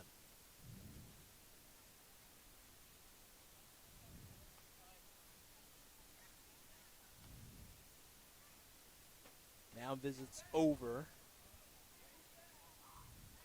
But it's familiar to how we saw it in the fourth.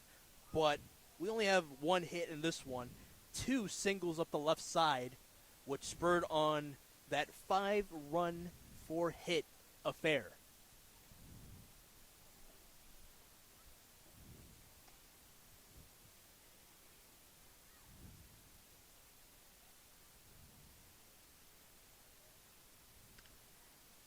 Up high this time. Which car will hit? No one knows. Batting cage is fine. I'll take that too. See, it's funny, you have the person reversing out right now. Oh, yeah, you got it. That could have been big-time danger. Oh. While we were calling the action, I think that car was towed away. 1-1 at the plate.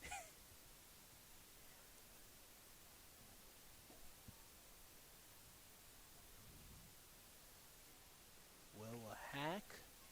2 men on for the big train. Coleman with a knock to third base. Infield knock, he was able to step on the bag before the throw from Gosden over to Ahern. 1-2, called strike towards that outer corner. Weiss after the mound visit, ahead of the count.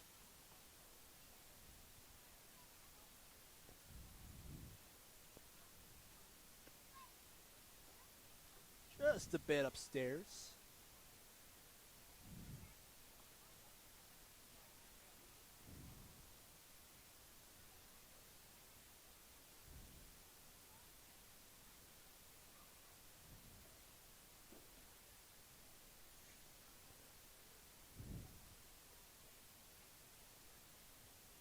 Now a 3-2 count once more. This time is against Hack. We saw it with Gramercy and Panette earlier.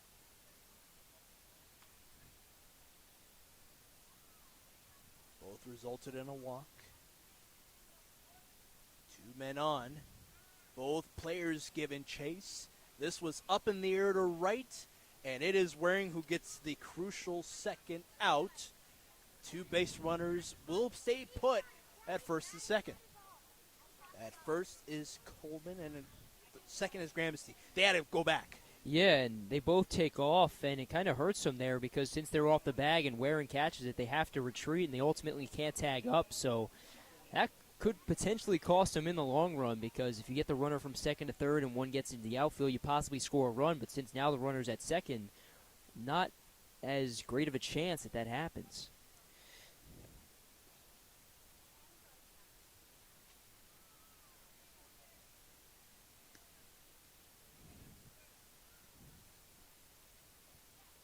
Austin Weiss with a 1-0 count. And now we go to the top of the order with Cal Johnson. Hitless on the day, flew out in the third. Gramsci at second and Coleman at first. Hawkins trying to cheat on over to the base runner at second. Donis Rodriguez anchoring him right near the outfield grass. He touched it at just a moment and now angles forward. Weiss deals the 1-0 low and inside.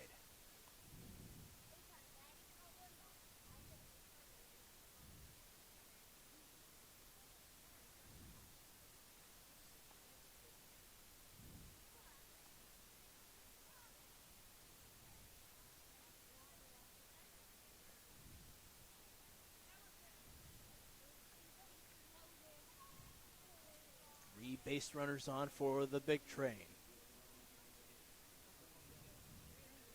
Uneventful, but a man is aboard at first.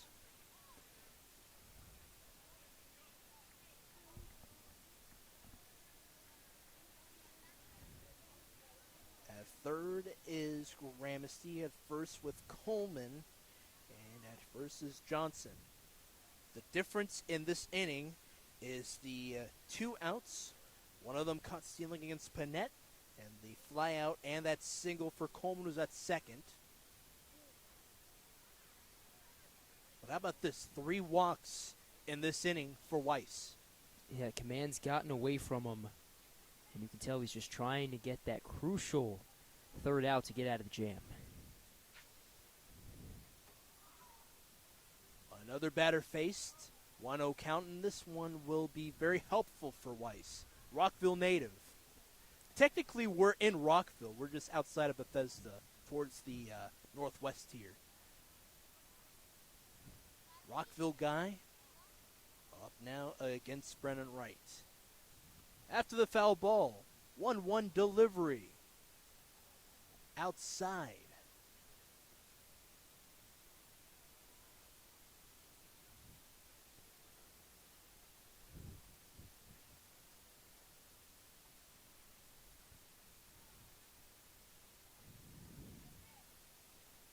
To the 2-1, 3-1 hitters count. It's Brennan Wright giving all he can against Weiss. The 3 base runners on.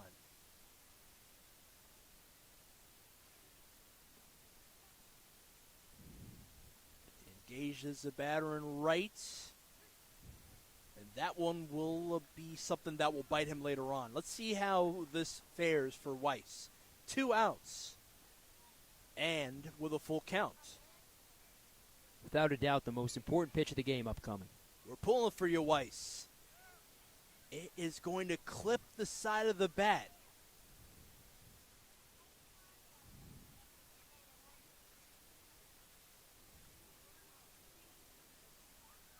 Nice fastball delivery.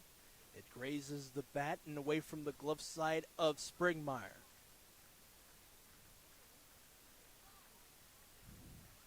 Crowd trying to will him on. Weiss, 3-2 again. How about this? A hardy hit, but it will go into the backstop netting.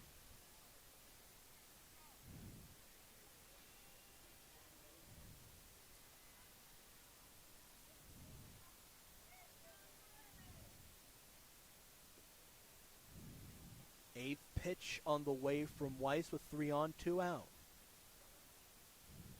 Runners in the corners have walks, and the guy at second has a single. Lifted up in the air, it will drag foul. Drags its way into the netting all the way right near the bullpen of the big train.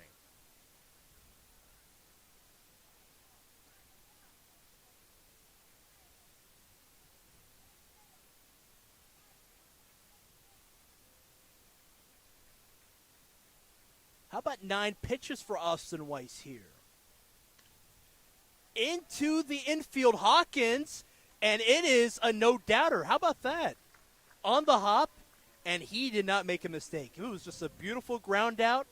We'll step away with the big train stranding 3 people on.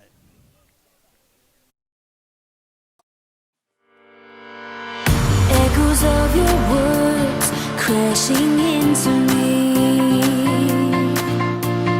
Drown me in your lies.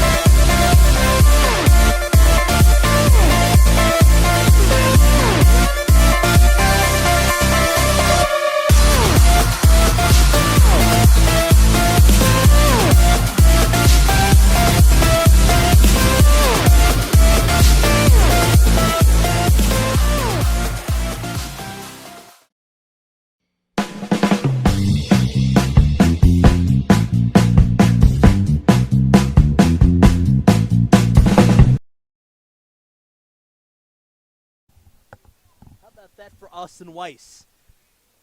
2 strikeouts, and he's been looked phenomenal, and he's going to sign some autographs. How about that? That's the thing about summer baseball. That's what we Sign call it, and it's going to be memorable. The hometown hero right here.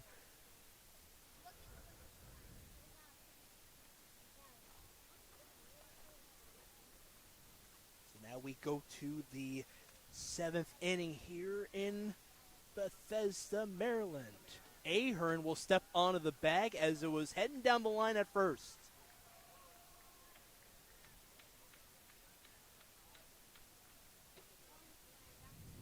Both Parker, who is still in relief of Dolby, as well as the first baseman in number 28 for the Bethesda Big Train, Casey Carpenter. They both had a good look at that. So a man is aboard.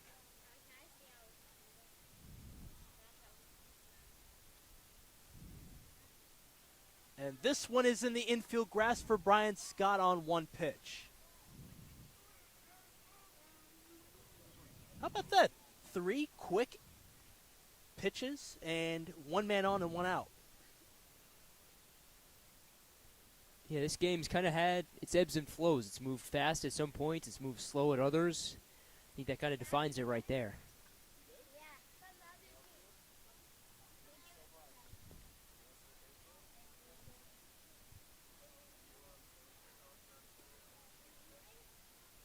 One pitch for Sakai Hawkins now.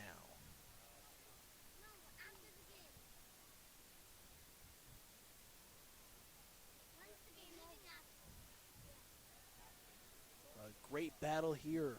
The road team down by 2 runs. Hawkins will send this down the middle. Beautiful grounder. He will stay put. Well, what about this? Hawkins with a knock. Third time on base. He's been doing great so far. Yeah, he's quietly had himself a very strong game in the leadoff spot. Did the same thing last night against the Grays. Started off with a double, then an infield single, drew a walk, reached base his first 3 times up. So just continuing to build upon a stellar campaign.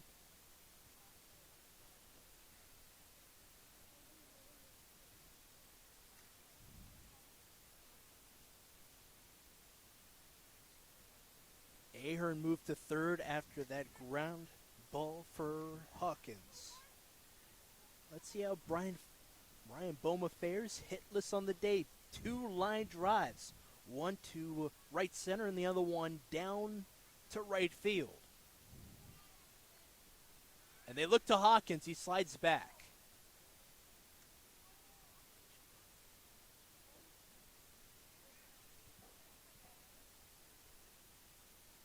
Casey Carpenter in for Emilio Gonzalez at first.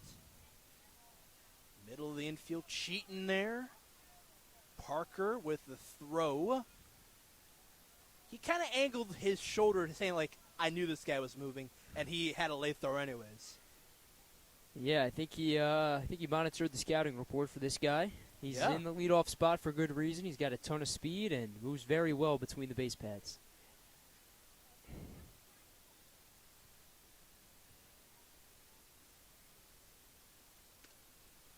Upstairs on the nice fastball from Parker against Boma.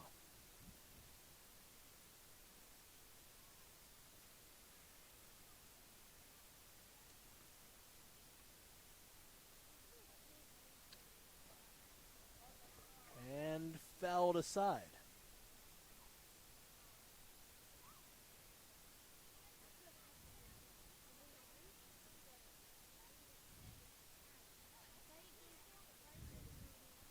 Ball for Boma, 1-2 the count, 1 out. Hawkins at second and Ahern at third. Beautiful pitch that misses inside.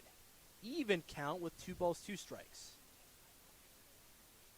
Cropdusters haven't had a run since the second. They're in good position with Ahern at third and at second in Hawkins. Punch out at the plate. 5 pitches to retire Boma.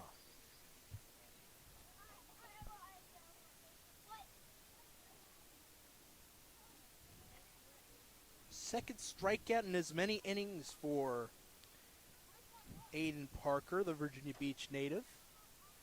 Now he's in it with Cade Walter. Yeah, this another opportunity the Cropdusters in danger of squandering away. You have 2 runners in scoring position with 1 out, and all of a sudden, after that strikeout, Big Train need just 1 to get out of the jam.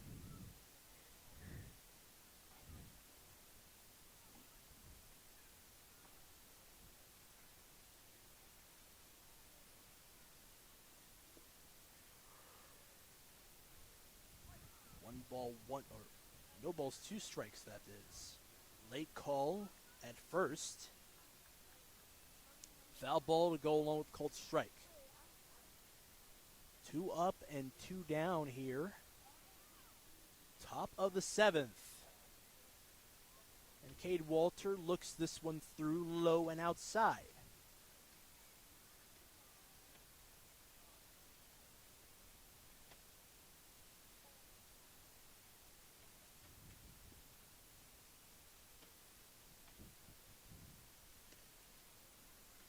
To the count. It helps when you don't move your bat. Yeah, Walter definitely one of the most patient players on this Cropdusters team, and it pays off right there. Wow. And that one chased that time for Walters.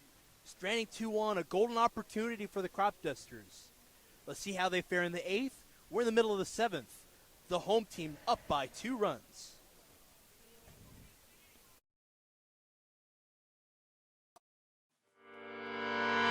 Echoes of your words crashing into me. Drown me in your lies, and there's no way to breathe. And my walls will keep you down. I am safe without the sound of you around. It's getting colder, and I'm the storm that's taking over.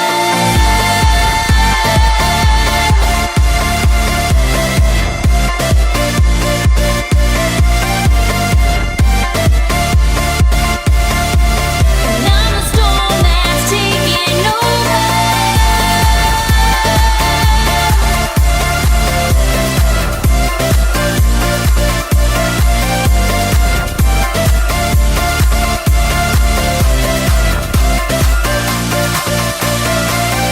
Echoes of your words, echoes of your words. I'm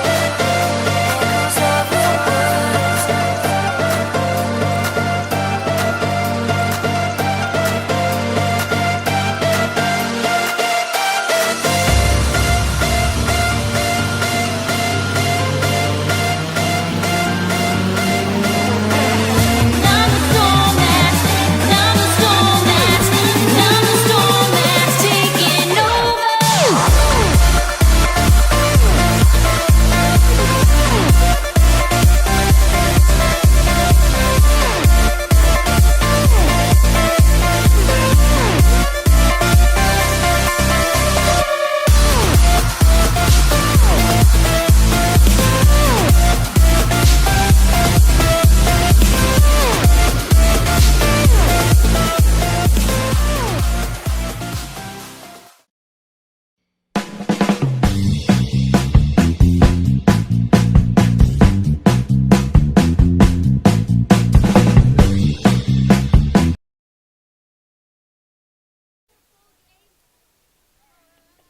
Couple of substitutions to start off the bottom of the 7th inning with Casey Carpenter, the new first baseman, in relief of Gonzalez. He will lead things off against the Fairfax native just down the road on 495, Mr. Sean McCabe. Yeah, and he's getting put right into the fire, having to go up against one of the meteor parts of this Big Train lineup. You have your 3-hole hitter, and then Good pitch from McCabe to set the mood here. Crowd starting to head out for the exits at Shirley Povich Field. I guess very fickle fans, I suppose. I don't know.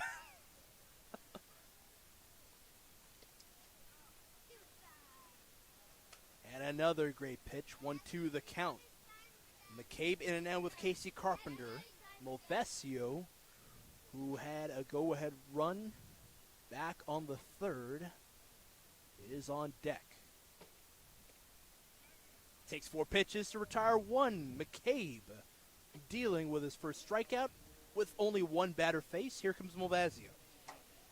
Yeah, McCabe has great strikeout stuff. That gives him 14 on the year in 10 1/3 innings pitched. So he's got the big time strikeout stuff.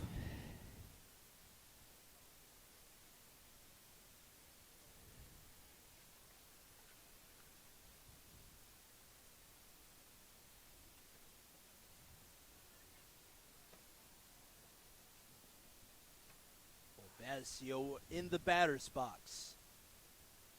And has a good look at a nice fastball from McCabe.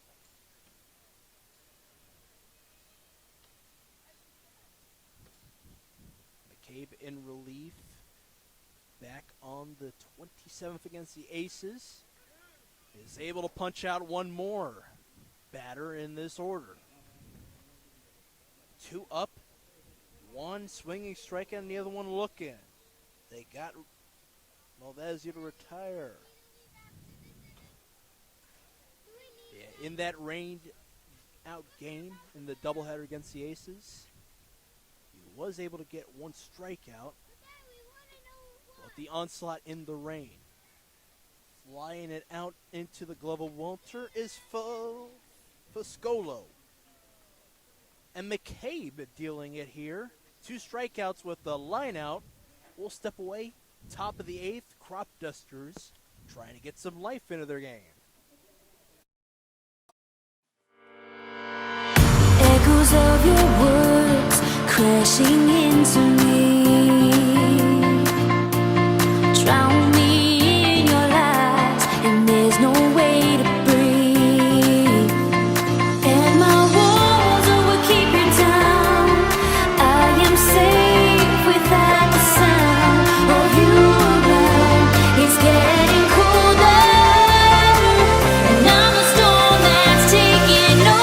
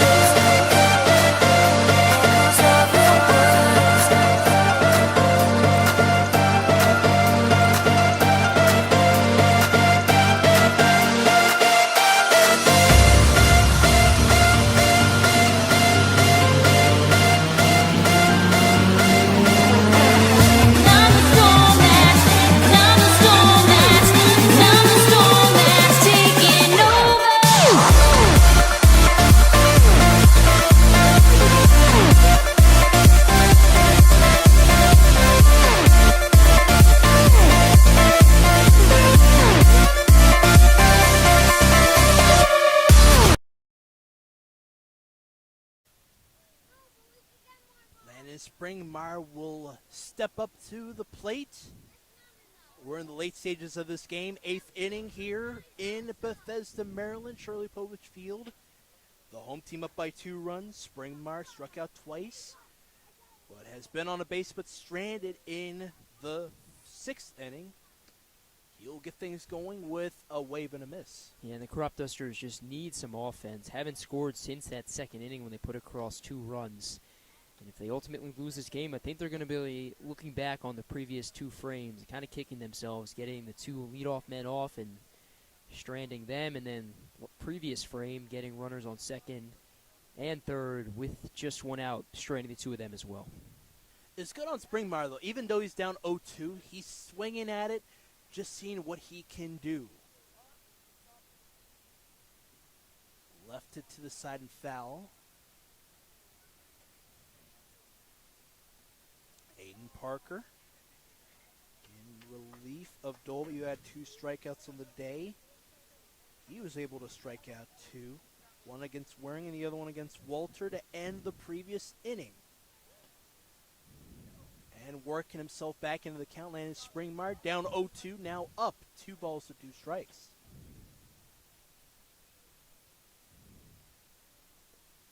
The team who hasn't scored since the top of the second. 2-run, 3-inning affair. Waring got things going with a double. Out to right, down the right field line. He's on deck. Parker deals inside. 3 balls, 2 strikes here.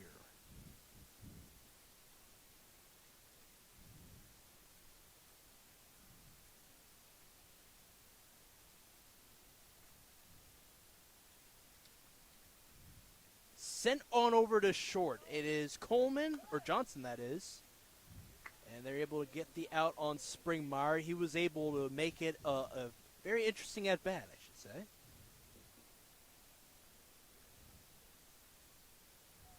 We're in the top of the 8th inning here in Bethesda.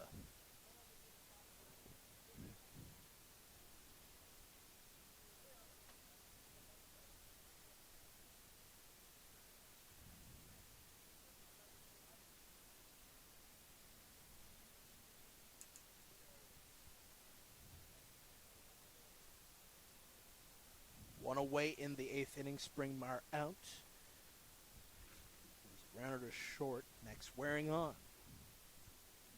1-0 the count, and the pitch went for that defensive swing. It's going to be a called strike.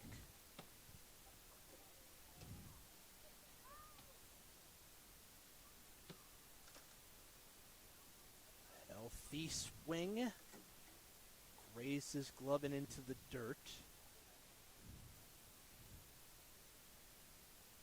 1 ball, 2 strikes is the count.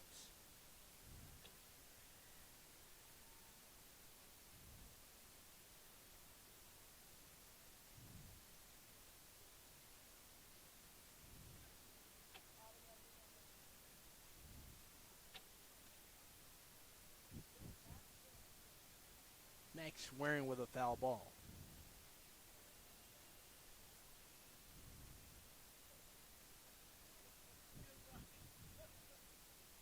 Max Waring getting every single piece of contact on pitches from Parker. This will be the 4th one. Goes downstairs. And late appeal at third. He is out. Cold strike, 3 at the plate. Springs up Gosden.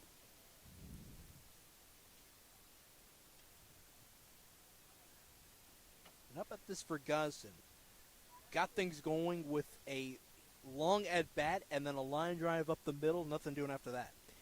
Yeah, started off the game hot, but he's in a position he doesn't really find himself in too often. In the 6-hole, a guy who typically leads off, so that might kind of be explaining some of those struggles.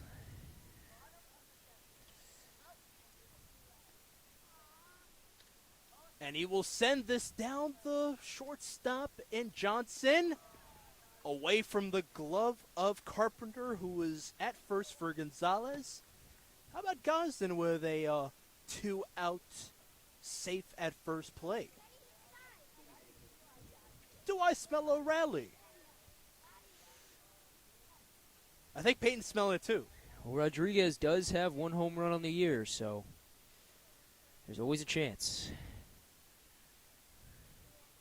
I was back in that doubleheader against the Senators back in June. Throwing error on Cal Johnson. He was not able to connect with the glove of Carpenter. Called strike 1 for Gonzalez. Or Rodriguez, excuse me. Dominican Republic native by way of Revere, Massachusetts. Against Parker, which goes low. His pitch goes downstairs.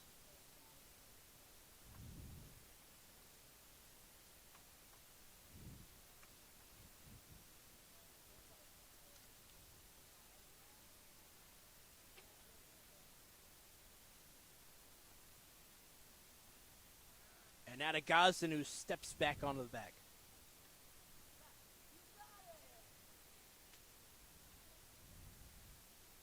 Miss Rodriguez with a 1-1 count at the plate.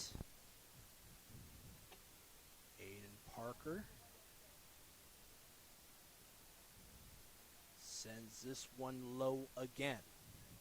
Rodriguez showing bunt, though. We haven't seen him square one and then lay one down as of recently. Yeah, we usually do it from time to time, and I mean, you think, okay, why do you do it here with 2 outs? But when you have the speed of Rodriguez, it makes sense.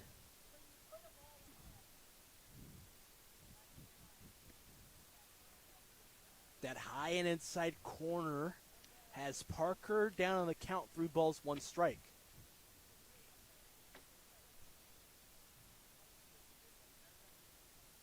This is the top of the 8th, 2 outs and a man on. Gosden safe at first. Rodriguez with an emphatic swing of the bat over to Colin, the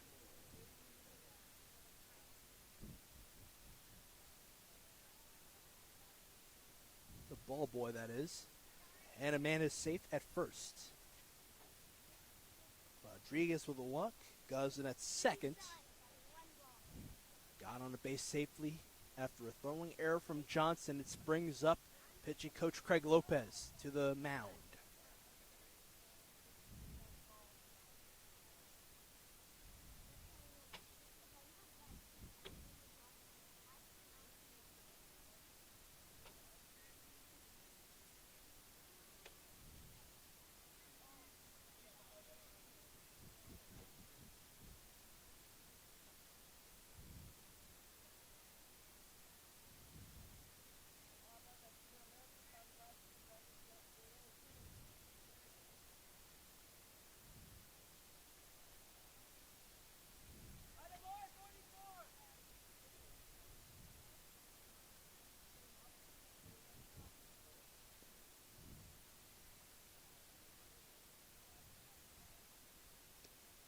Now to Cadron Ahern. Bad offer for him. Howard County native trying to get on a base. There's 2 outs and 2 on for the Cropdusters. Sort of similar to the last inning. Swing and a miss that time. The difference is these 2 base runners, Gosden and Rodriguez, reached not on hits, but by a fielding error and a walk. Ahern down, no balls, 2 strikes. Here in the top of the 8th, the 2 outs. Helpful pitch for Ahern. Parker delivered it outside and high.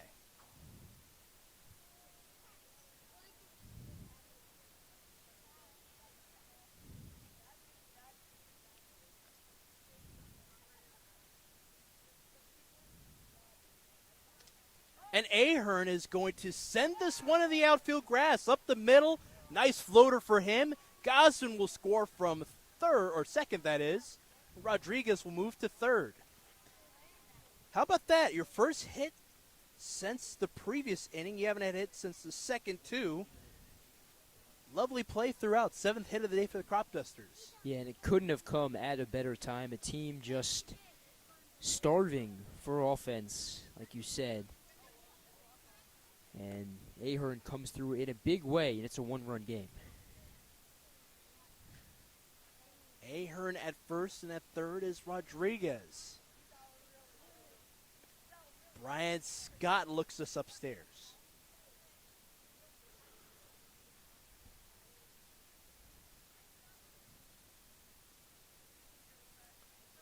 They cut the lead in half by 1 run. Rodriguez cheating away from the bag at third. Outer half pitch for Parker. 1-1 the count with 2 outs for Brian Scott, the Olney native. We have Sherwood and Frostburg State.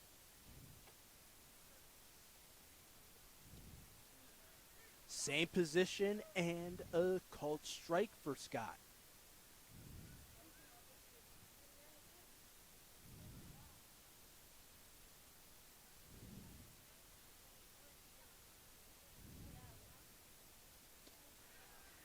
he swings after that one. After being up ahead of the count, 1 ball, no strikes, Scott retired on 4 pitches. Ahern had a knock that allowed a 4th run to come through. It's a tight one. In the bottom of the 8th we go.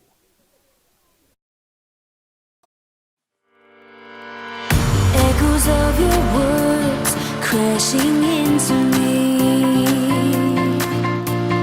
Drown me in your lies, and there's no way to breathe. And my walls are what keep you down. I am safe without the sound of you around. It's getting colder, and I'm the storm that's taking over.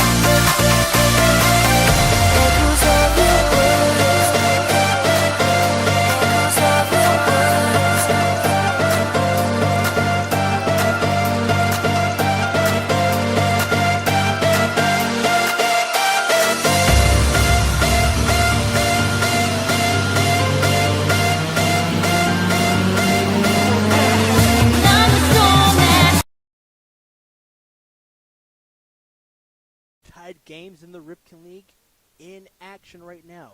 Got one right here. 1 run difference. 5-6 is the score. 6-6 is the score in DC. The Grays and the Aces doing battle. And 2 games that are final. Gaithersburg Giants beat up on the Thunderbolts 15-8. 14-4 is the score in Southern Maryland.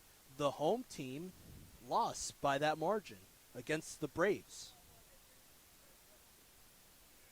And now it's McCabe dealing 2 strikeouts to start off the 7th. He's up now with an 0-2 count. Yeah, it's always fun this final week of play, no matter where you are. Those division races starting to tighten up. You're starting to see the contenders start to differentiate themselves. So an exciting time for sure. Yeah, it drops down on the right center field gap.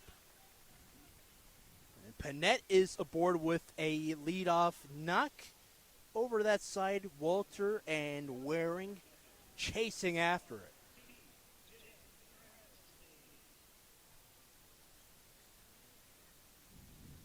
Sixth hit of the day for the Big Train.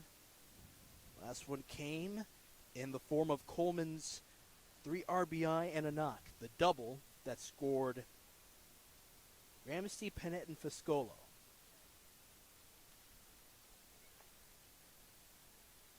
But McCabe, though, has some solid command, though, at the mound, though, I should say. Yeah, I said at the previous inning, he's got great strikeout stuff and putting it on display once again. And this one's up in the air. Walter is at the grass, and it will drop at the batter's eye. All the way to third from first is Panette and Gramesty with a no-out double.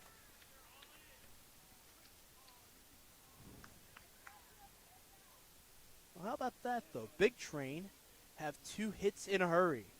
And here's Cal Coleman now. 2 for 3 with that knock, as I mentioned earlier. And even in the 6th, a single, and he was stranded on. Yeah, the Big Train definitely kind of feeling the pressure put on by the Cropdusters in that previous frame.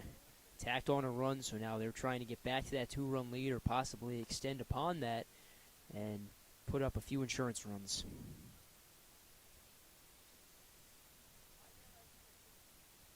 McCabe sends this one upstairs and away from the glove of Springmeyer.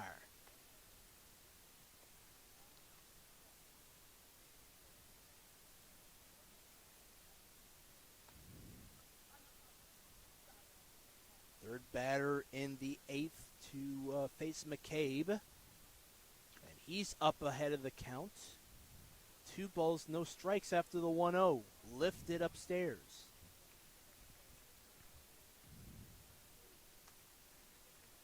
A single up the right center field gap for Panett, and a double deep to center field.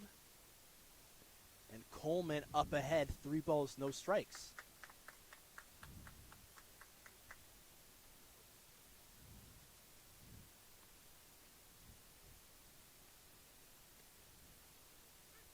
Great pitch, inner half.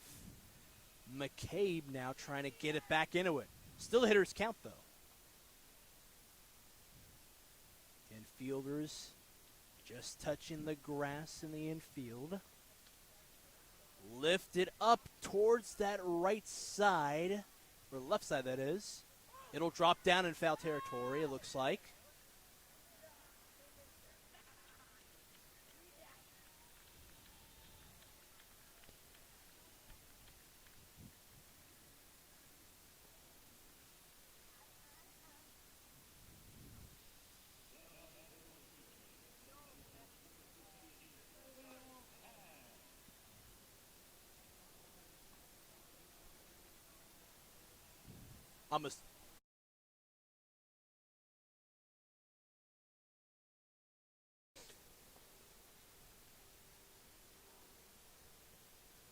So Panett will score on Coleman's RBI and a single.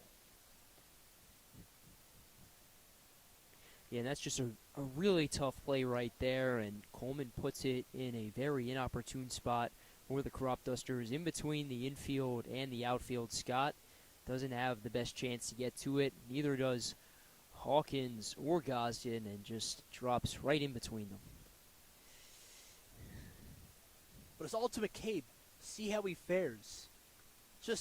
He did start off with a great look with Panett and Gramsty. Coleman got him a bite there. Had a hack. 2-0 the count. Just a bit outside of the zone.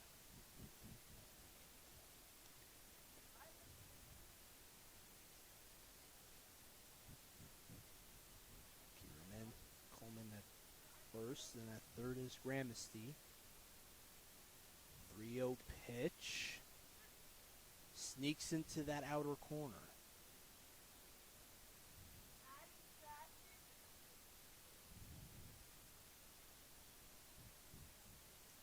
Three balls, one strike for the batter. The ninth spot in the lineup, Hack, will walk to first. Staying put at third is Gramsty, and Hack at first. Yeah, it's been a tale of 2 innings for McCabe. I mean, a 1-2-3 bottom of the 7th with 2 strikeouts and a line out, and now a single, double, RBI single, and a walk. Just cannot get anything going. Rosenthal got the memo. He's going to walk up to the mound.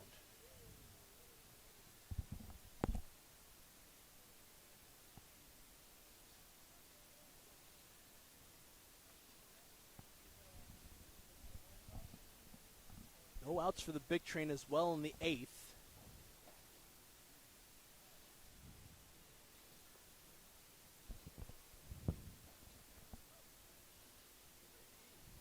Yeah, bottom of this order for the big train has looked very good in terms of hitting. They go to the top of the order with Cal Johnson up. And this is the thing, though, Peyton.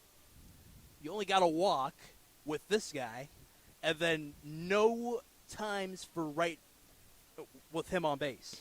Yeah, it's really been the bottom of the order kind of carrying this big train offense. You had Foscolo, the 5-hole hitter with the RBI single, and then Panett, the 6-hole hitter with a pair of singles and an RBI walk. Gramsty, the 7-hole hitter with a double, a walk, and an RBI walk. And then Coleman, guy who's had a big day in the 8-hole, 3 RBI double and an RBI single. So it's kind of been that back of the order for the big train.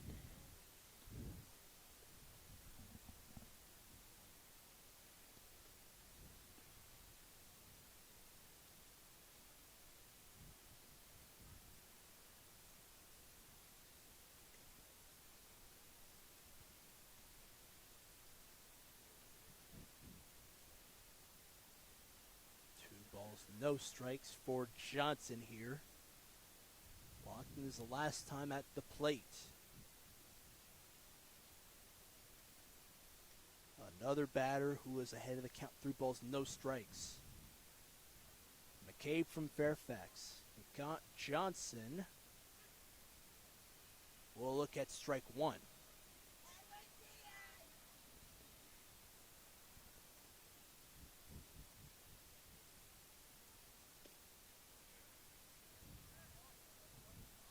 Here comes another run for the big train. 4-7 is the score.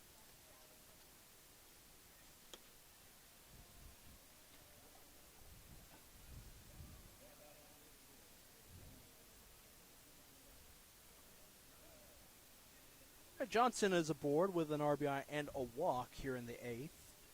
How about Brennan Wright? Let's see how he fares. Ramsey scored from third, and at third now is Coleman. Second is Hack, and at first is Johnson.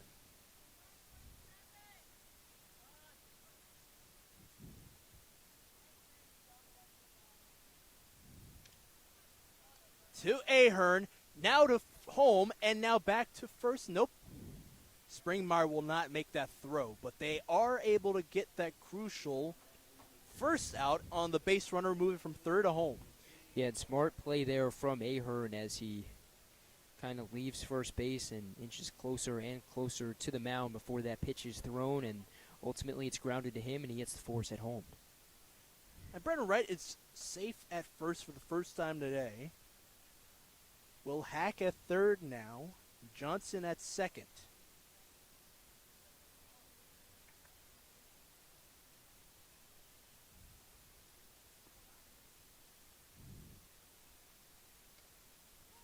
Back to the pitcher and the throw. How about this one now? They get a double play through. They attack the plate and then first. 1, 2, 3 double play. And the Cropdusters are trying to get back into this game. They're down by 3 runs.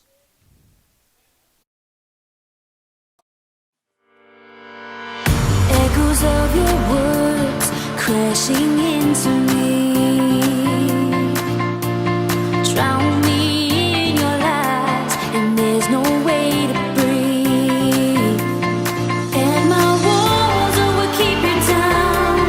I am safe without the sound of you around. It's getting colder, and I'm the storm that's taking over.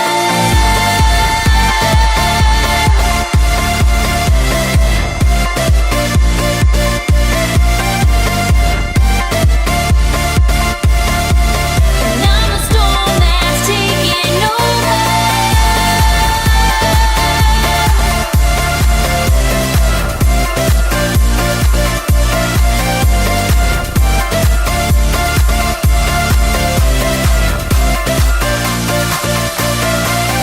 Echoes of your words, echoes of your words.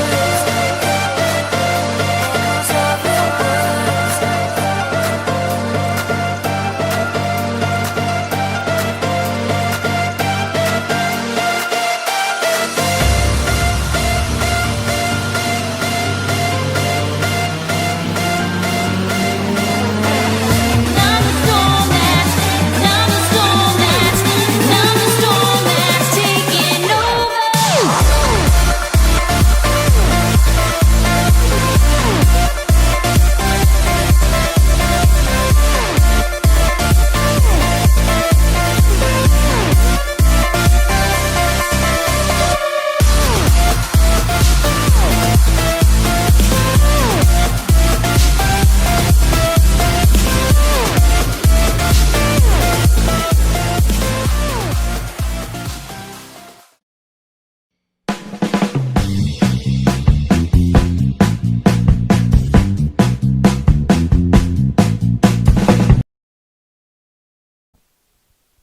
Top of the order is how we'll get things going in the top of the 9th. Sakai Hawkins cashed out on his first hit of the day in the 7th. Stranded on base, though, but did score in the first.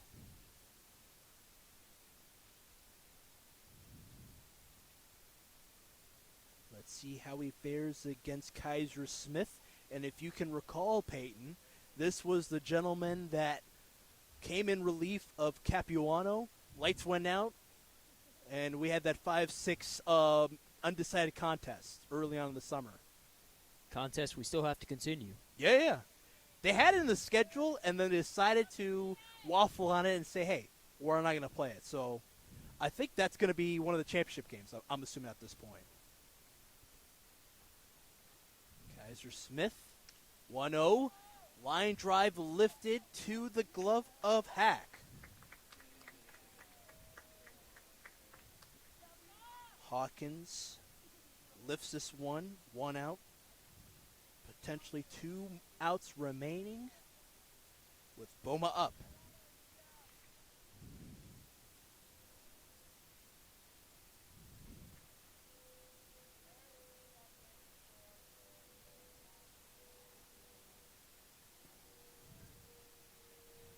Just off the side of the glove of Gramercy, and ball called strike.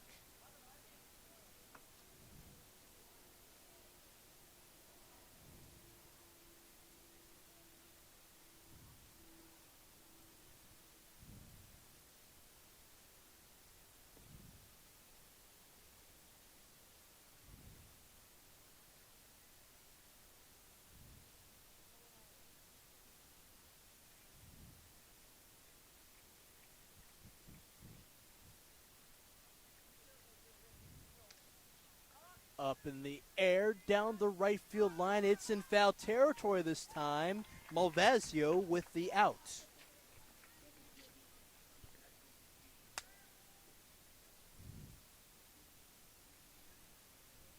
One more out, and it's all on Cade Walter. A hit and a walk in the first and in the sixth.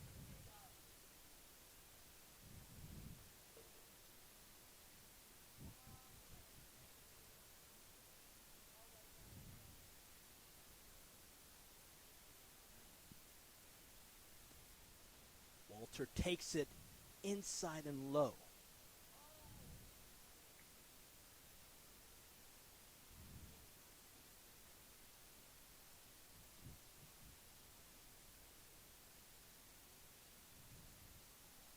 Just grazes the bat and foul for Cade Walter. 1-1 the count. And he is in it now with the Louisiana guy by way of FAU.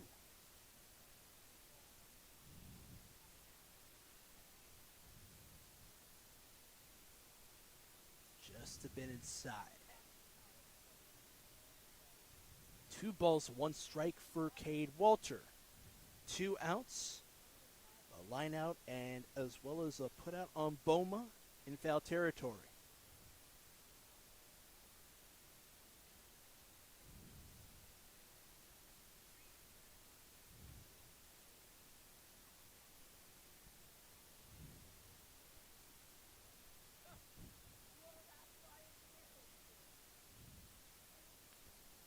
Back behind, and Walter's aboard. And now it's all up to Landon Springmeyer. Been on base once, but a guy who can go deep. He's going deep on this very field as well.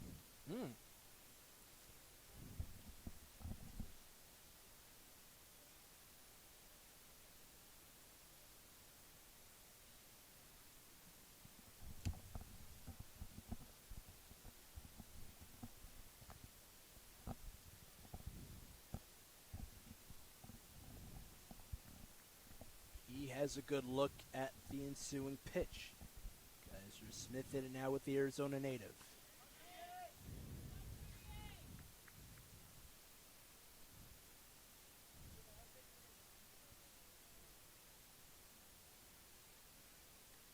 They look to Walter off, and we'll have to wait on that 1-0 pitch.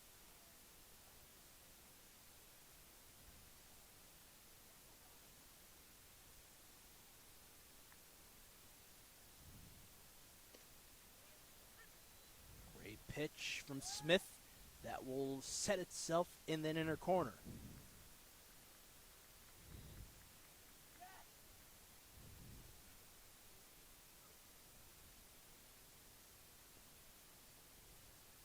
Mr. Smith will unleash the 1-1. Grounded to the second baseman. Out number 3 to retire Walter. Stranding Springmeyer on base. Ball game over. Home team takes it 7-4.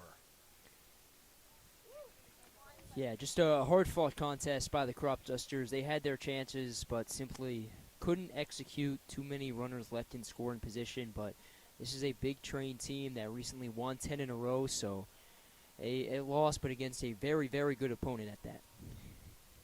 Yeah, so we'll play against the Gaithersburg Giants tomorrow, which would have been a June 28th game, but we'll make that up. So what are the keys to that one, Peyton? Yeah, just trying to get back to the basics, right? Not trying to do anything crazy. No Herculean efforts really needed. Just guys getting on base need to be driven home. I think it's as simple as that.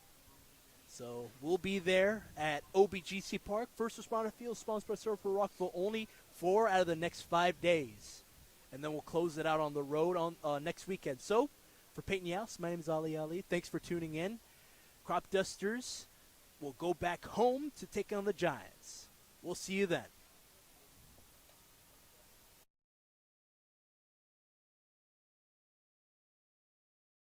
Echoes of your words crashing into me.